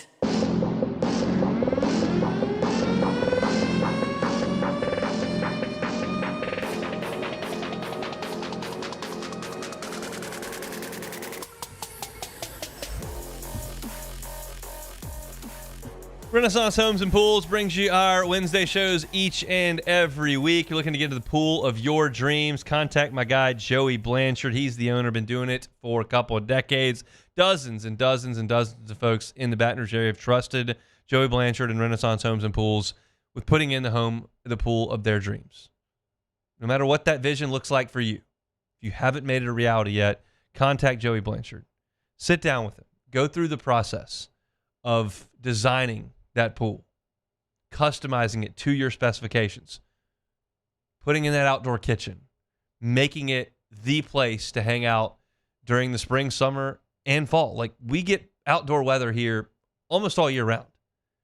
It can be incredibly useful and beneficial for you. And if you've always thought about it and gone, I've just never pulled the trigger on making that happen, Joey Blanchard is happy to help you out with it. Contact him via cell phone. He's the owner of the company, 225-252-7745. Again, 225-252-7745. He's the owner. He'll be with you from the consultation to the digging of that pool, to the filling in of the pool, to the finish. Every step of the way, the owner of the company will be there with you. That's the beauty of working with Renaissance Homes and Pools.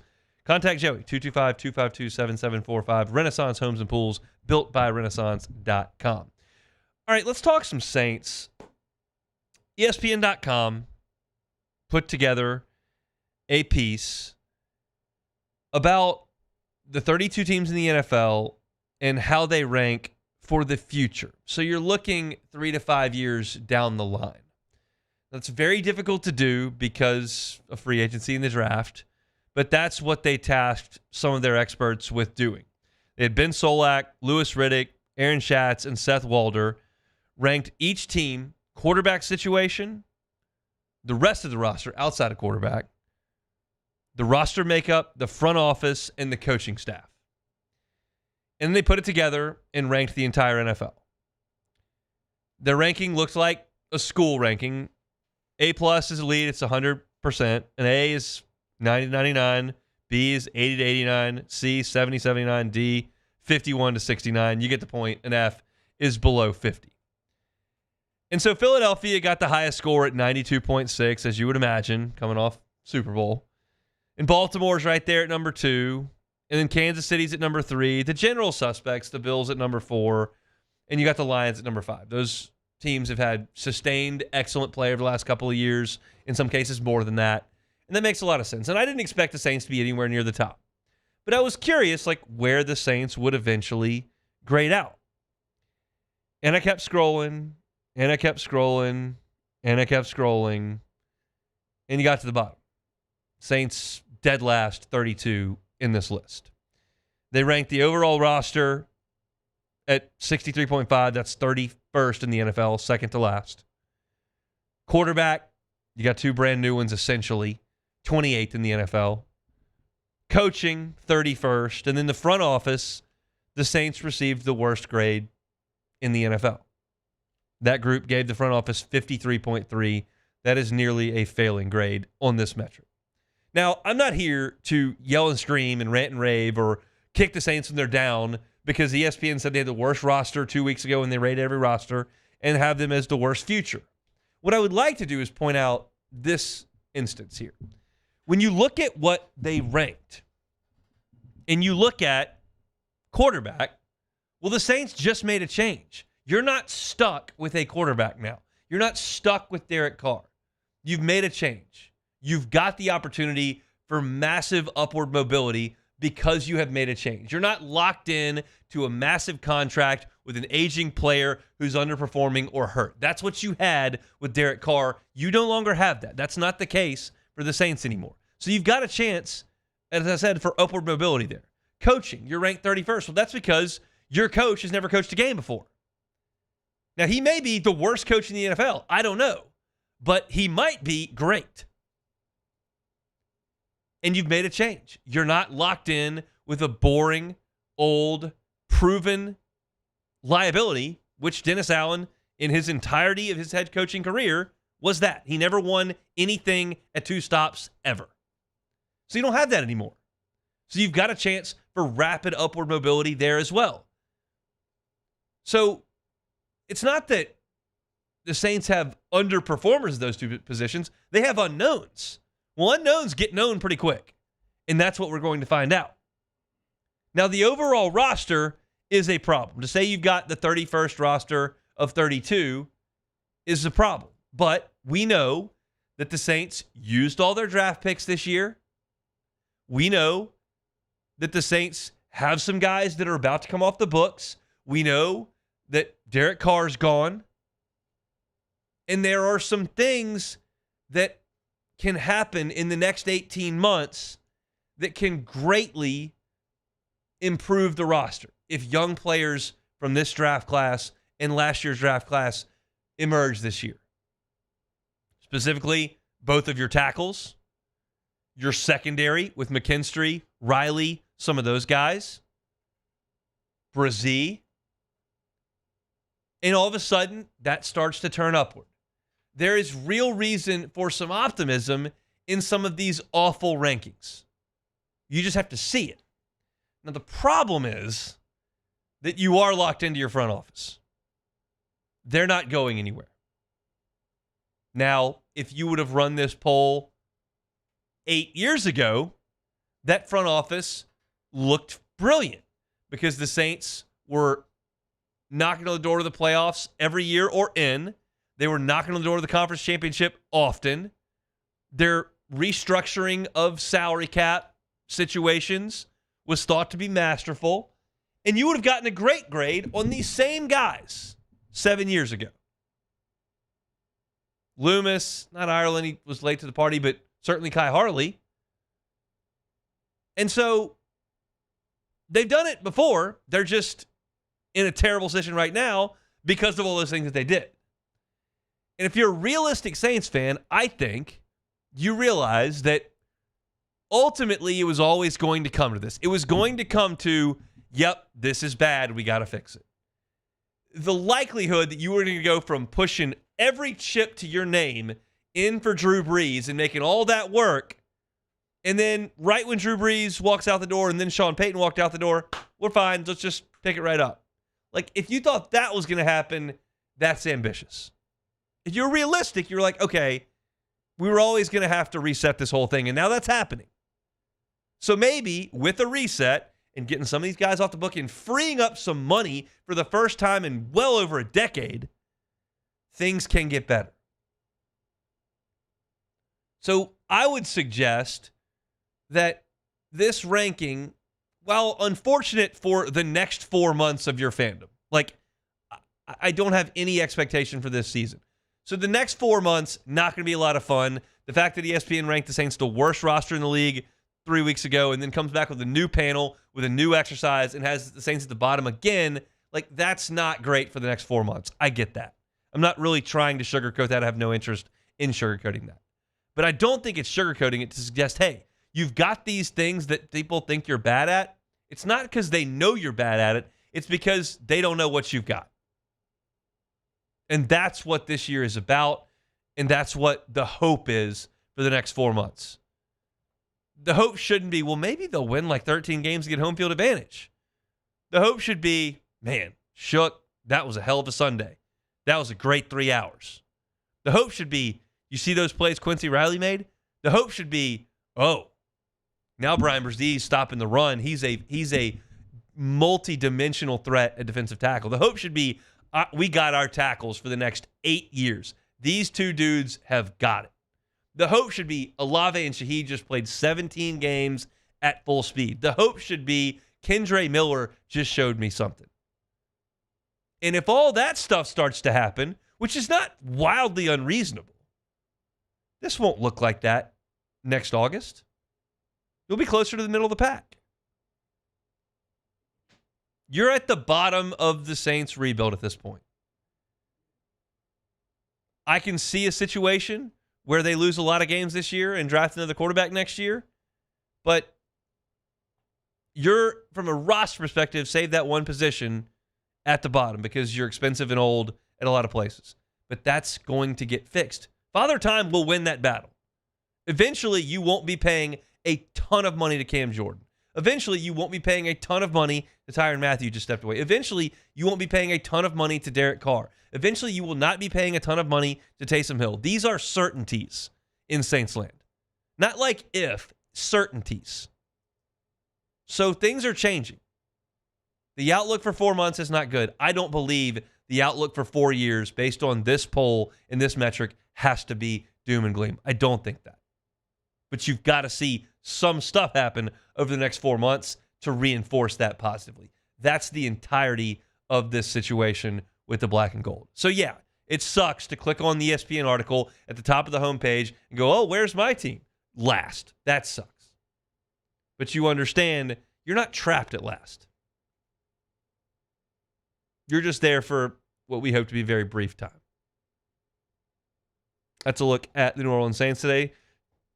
Jordan, got any thoughts on that diatribe? What's your mindset the next 4 months? Oh, I'm gonna watch. I'm gonna watch every game, maybe till halftime. You know, I don't really. Yeah, I'm gonna be honest.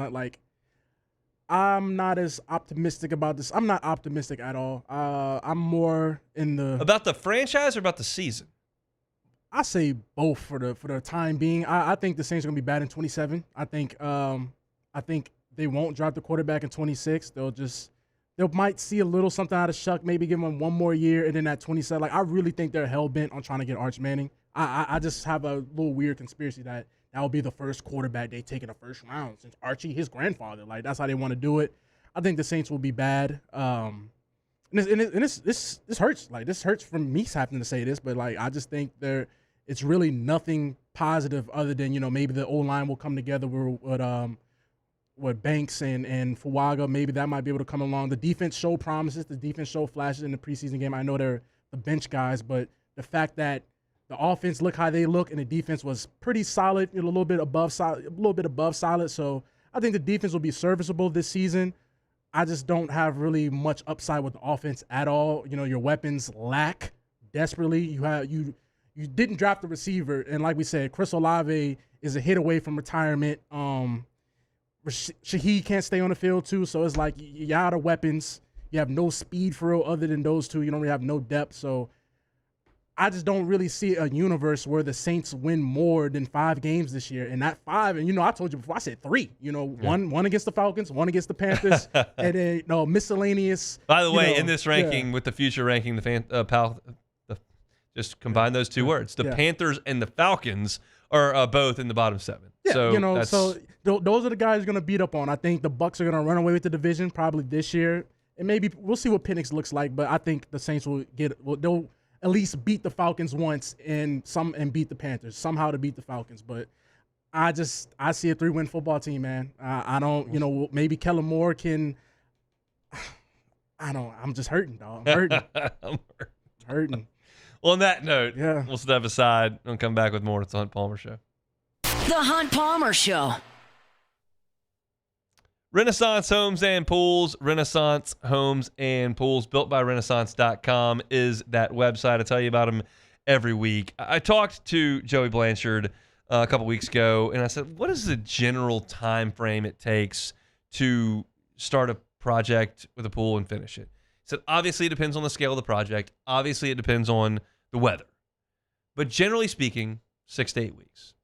So you're looking at that right now. That's toward the end of September, and you're getting tight on pool time at that point. That doesn't mean you can't make that phone call and just see what your options are with Renaissance Homes and Pools. If you want to do an outdoor kitchen, it's an awesome time to get that done for the fall. Joey Blanchard can help you with that as well. Go see pictures and videos of his great work at builtbyrenaissance.com. I give you Joey's cell every single week. It's 225-252-7745. You work with Joey, you work with a local company to make sure your project is seen all the way through. You don't have to worry about getting some employee who's not happy or is going to leave and head somewhere. No, you work with Joey. That's the beauty of working with a local company. It's built by Renaissance.com. Renaissance Homes and Pools, built by Renaissance.com. These ice cubes could have been a thankless bed for an all-you-can-eat salad bar. But instead, they cradle and cool the crisp, refreshing Dos Equis. Nicely done, ice cubes. When it comes to industrial construction, River Parish Contractors can do it all. Mechanical, structural, custom fabrication, specialized welding, and turnaround services. Strategically located in between Baton Rouge and New Orleans, we have the local team with the experience and commitment to safety to manage the most complex industrial projects. Period. Here's the deal. Partnering with us means your project is delivered on time, on budget, and most important, safely. River Parish Contractors, let's get building. At Atmos Energy, our Smart Choice solutions help customers save energy and emissions with rebates up to $500 off high-efficiency natural gas appliances, smart thermostats, and weatherization upgrades. Together, we're fueling our energy future.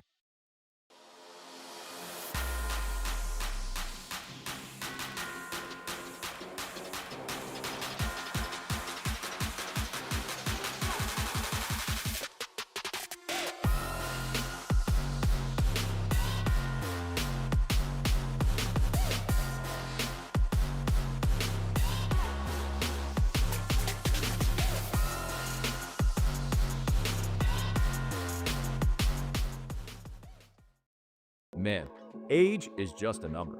Don't let it dictate how you feel. Goodwood Men's Sexual Wellness has anti-aging services that can help you look and feel your best. Visit yourgoodwood.com and discover a renewed sense of vitality. Breck teamed up to reimagine your parks, and you imagined big. With your help, we went to work, creating 12 beautiful community parks across the parish. A family-sized water park, miles and miles of trails, and parks just for your dogs. There are more places to splash, to explore, to run wild, and even soar. You imagined, we delivered. Gold. Breck, your #1 park system in the nation. Today, we are shaping tomorrow. We are researching how extreme stress impacts the immune system, from trauma victims to athletes and even astronauts. Our work is leading the way in sepsis treatment, saving countless lives. We're unlocking the mind with music in exciting new ways. Our Lady of the Lake Health and LSU are improving the health of our state. That's the impact of champions. Imagine the impact we'll have on the future. Together, we roar. Hi, this is Beth Serena. Welcome to my pool.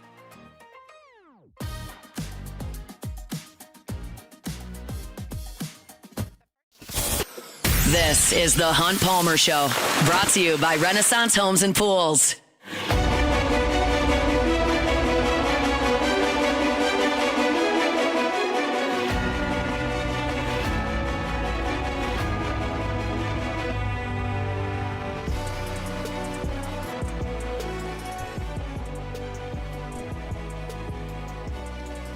I've got a story out from this morning at LouisianaSports.net about the LSU secondary and kind of finding its way back to DBU.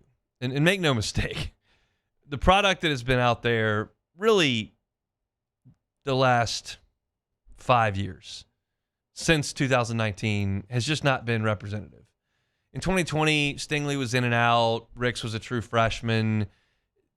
They got torched by KJ Costello, Mississippi State, and they were a little bit better towards the end of the season, but it wasn't great. And then 2021, like you had Stingley still not fully healthy and kind of playing through it, and Ricks left, and you then had Kelly's first year where you had to go to the portal and go grab, Jart Bernard Converse and some of those guys, and you haven't had the constant barrage of stars in the secondary that you would hope for. And I don't know that LSU has stars in this secondary. I think it's possible, but I don't know that.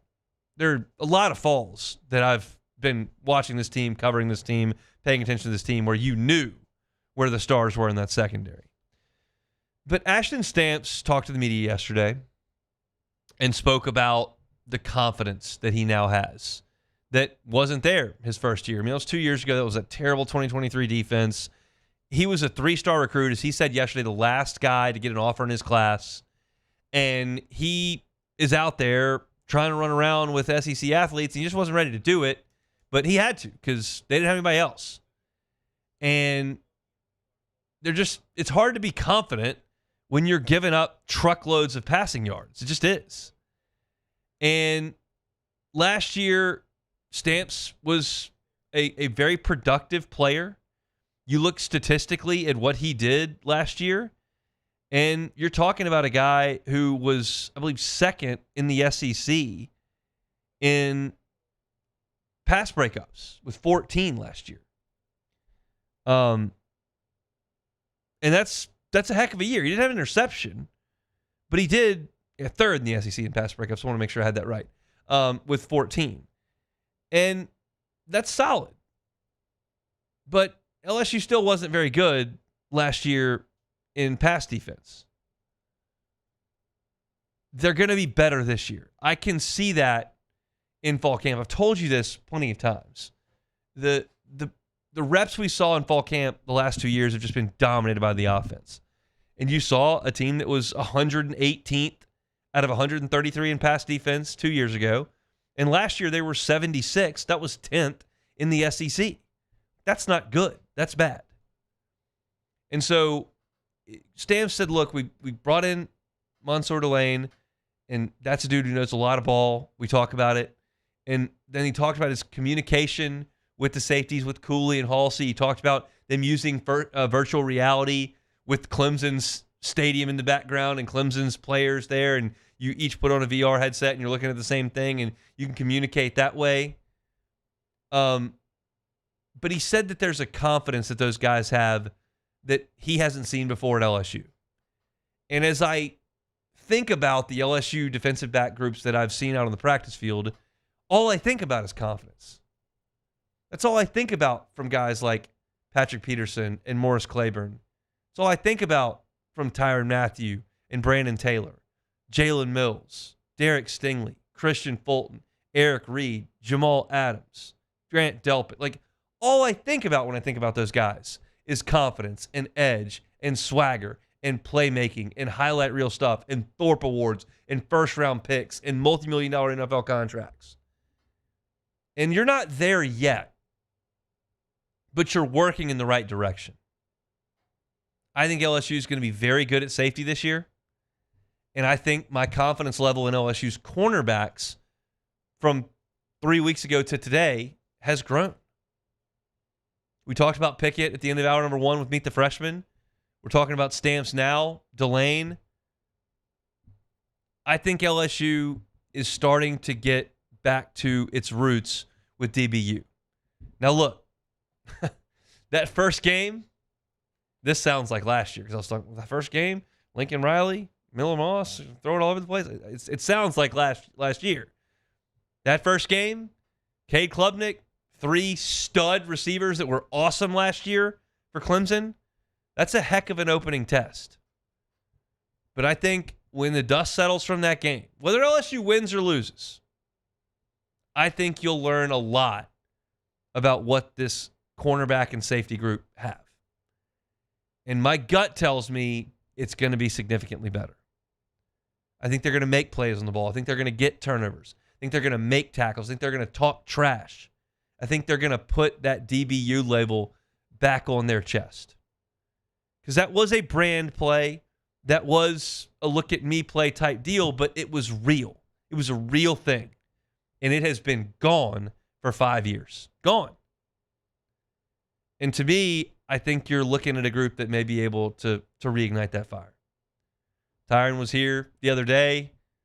No doubt he's going to be talking those dudes up. But Ashton Stamps is not a big talker.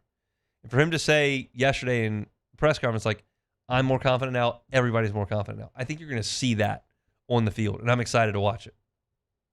There's a big story up, LouisianaSports.net right now. It's titled, Stamps DBs Ready to Restore DBU. So go check that out for free on LouisianaSports.net. Also, I have a story up on LouisianaSports.net from today where I settle 3 different position battles from fall camp. I think 3 of them in the last week have been determined, and I'll give you those thoughts.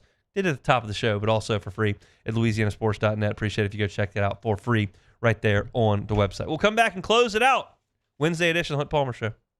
The Hunt Palmer Show. Genesis of Baton Rouge. GenesisofBatonRouge.com. America's best warranty. How about that? 100,000 miles, 10 years, powertrain warranty. Awesome. New vehicle warranty, 5 years, 60,000 miles, bumper to bumper. That's industry leading. Enhanced 24/7 roadside assistance, 5 years, unlimited miles. Big deal. You don't want to be stranded on the side of the road. How about roadside assistance? Right to you if you're a Genesis driver. And complimentary valet scheduled maintenance, 3 years, 36,000 miles. They will come to you. They will pick your car up. They will do oil change. They'll handle your air filter, tire pressure, get the wiper fluid, all that done. You don't lift a finger. They bring you a loaner, so if you got to go somewhere, you go. And when they're done, they bring it back to you.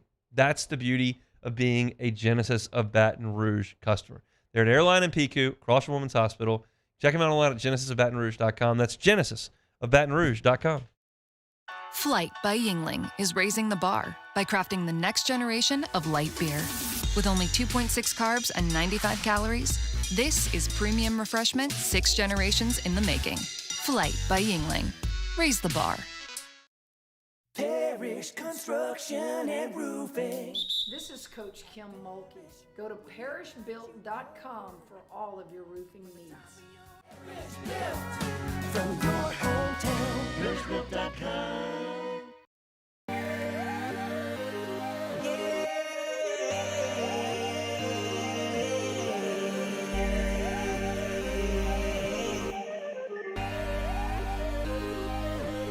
You gotta believe in a dream.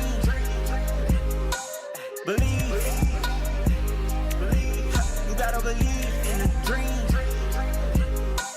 Believe. You gotta believe. Whole team on wild. There it is, the extra mile, on the border of expected and extraordinary for those willing to go further, like vans customized for work or play, with safety and tech to keep you connected. Supported by a 5-star sales, service, and finance team. And backed by the 1-star you know. So go the extra mile. It's never crowded because so few have what it takes to go there. Mercedes-Benz Vans. These are the luckiest ice cubes in the world. They could have been a thankless bed for an all-you-can-eat salad bar. But instead, they've been called upon to cradle and cool a crisp, refreshing Dos Equis. Looks like the lucky just got luckier. Dos Equis. ED, low T, or simply seeking to optimize your health and performance? Goodwood Men's Sexual Wellness offers a range of discreet services to address your specific needs. We empower men to reclaim their health and confidence. Visit yourgoodwood.com. At Ochsner, we know healing is a team sport. That's why we've partnered with world-renowned orthopedic surgeon Dr. James Andrews to create the Ochsner Andrews Orthopedics and Sports Medicine Institute. Whether you're a professional athlete or a weekend warrior, our team of specialists are dedicated to getting you back in the game. So whatever your reasons are for reaching your personal best, we've only got one. You. Ochsner Andrews Institute. Long live you. Family owned and community driven. Service Chevrolet Cadillac, a legacy you can trust since 1972. You're listening to The Hunt Palmer Show, brought to you by Renaissance Homes and Pools.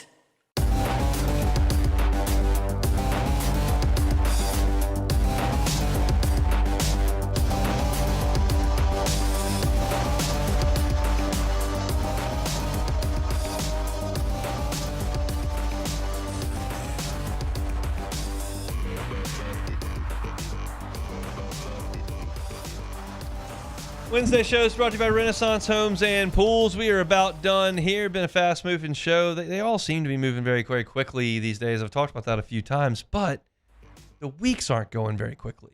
We still got this week. Got to finish 2 more days strong. Then you got next week, entering week 0, and then it is officially game week, but still chugging along. We got the email yesterday. In fact, we'll be able to go back out on Friday to watch LSU practice again. So hopefully we'll get some access on Saturday to scrimmage. We'll see. But LSU continues to crank up fall camps, turning its attention to Clemson here very, very shortly. So appreciate you hanging out with us here on 104.5 ESPN Baton Rouge. We'll close things out the way we do every day with our Take It or Leave It.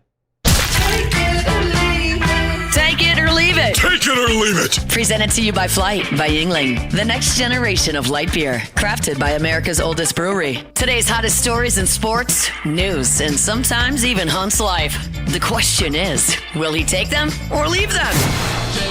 Flight by Yingling, the next generation of light beer. Delicious, refreshing, 95 calories, only 2.6 carbs. If you're looking for a light beer on a hot day with that great beer flavor from the oldest brewery in America.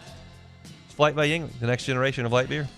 All right, let's start it off with everybody's favorite owner, Jerry Jones. So Dallas Cowboys owner Jerry Jones said in an interview that he dealt with stage 4 melanoma and an experimental trial drug saved his life.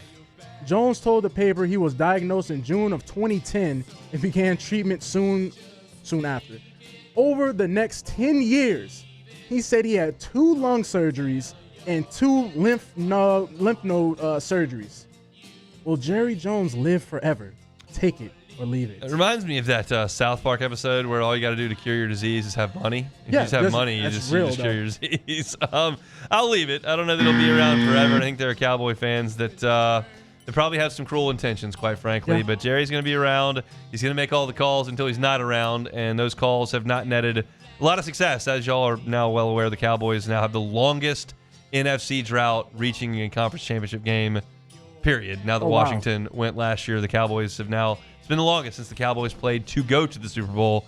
As Jerry's calling the shots, it's not been a super successful run there in Cowboys country. Jeez, I didn't even know that. That's crazy. Yep. Okay, I know Taylor's man. All right, local businessman and alumnus David G. Booth made a $300 million donation to Kansas athletics, which the school called among the largest single gifts in the history of college athletics. Will Kansas become a powerhouse in the Big 12 now? Take it or leave it. I will leave it. David Booth was born and raised in Lawrence, Kansas, went to Kansas, started a hedge fund, has made billions and billions of dollars. And so, yeah, he's got the $300 million to give at 78, 79 years old, decided to do it. They built a massively renovated their stadium for football. They'll still be great at basketball. And I'm sure Bill Self is good friends with David Booth, who's probably got some pretty good seats in Fall Allen Fieldhouse. They will still not be good at football because they're not going to be good at football. That's just the way that goes. So, yeah, shout out David Booth. I think it's quite a large investment in Kansas athletics, $300 million. You can do a lot with that. But I think basketball probably still going to pay the bills there at Kansas. Yeah, you got to keep the lights on. So the Brewers bashed Paul Skeens for a pair of early home runs and beat the Pirates to win their 11th in a row. The Brewers still cheating. Take it or leave it. Take it. I mean, how many times do I have to say this? Yeah. It's the biggest scandal in baseball history. Yeah. The Brewers continue to win every game. Every game. The Cubs were 6.5 games up 4th of July. They are now 7.5 games down. Oh, my. That is 14 games. The Cubs haven't even played bad. They're just mediocre. They just go 500. And the Brewers win every game. They have won more than 10 in a row 3 times this year. 3 times. That does not happen in Major League Baseball. Yeah, the Brewers. I would have never expected the Brewers coming into the year like this. So few people driving around in Baton Rouge share my misery every night watching the Cubs fight for their lives and the Brewers win easily, which I thought for sure I could count on my guy, Paul Skeens, national champion, rookie of the year, best pitcher in the planet, 2-time All-Star starter. Skeens will be the guy that snaps this winning streak. No, the first batter he faced hit a home run. Oh, wow. On Paul Skeens? Yes. That's rare. They're cheating. So this is obvious. So what do you think it is? Because they're the Brewers. You know, it's not the Dodgers or something. You know, they're cheating. That's just it. They need to be investigated. It's obvious. You can't win every game. And no one wins every game except LSU-S, the Pilots. The Pilots win every game. I'm disgusted, and I'm so disgusted that I will once again turn around tonight and watch every pitch of the Cubs game against Toronto. Gosman against the Cubs tonight. Not pulling for Kev tonight. Was pulling for Skeens last night. Didn't help. Will not be pulling for Gosman tonight as he faces the Cubs and Cade Horton. But the Brewers will probably beat the Pirates again tonight because they win every night. If you're not following this, you're missing the biggest scandal in baseball since steroids. I'm just telling you. What about the Astros? Got to be the biggest since them. You know, that little cheating scandal. I think it's the biggest scandal ever. Black Sox scandal, Yeah. Pete Rose, steroids, Astros, trash cans, spitballs. The Brewers take the cake. It would be a good Netflix doc in a couple years. A bit of hyperbole in my voice, but the frustration is real. I assure you of that. That's it. We're taking it or leave it. Brought to you by Flight by Yingling. Show today was quick. Started things off. I settled 3 different position battles on LSU's football roster as I see them. I think they are done. I think we know the starters. If you missed it, catch it, Hunt on LSU, wherever you find your podcast, or on YouTube. What If Wednesday, talk some LSU Clemson there. There's also some Saints there. JD Pickell, talk some National College Football, a lot of Big Ten, a little Florida State mixed in there as well at 1:30. Meet the freshman Tyler Miller on the offensive line, DJ Pickett at cornerback. Michael Katz talked about the Ole Miss Rebels with us at 2 o'clock, and then a little bit of Saints at 2:15. Missed any of it, Hunt Palmer Show on demand wherever you find your sound. Matt's going to drive you home next on After Further Review. We're back tomorrow, same time, same place with a Thursday edition of the Hunt Palmer Show. The Hunt Palmer Show.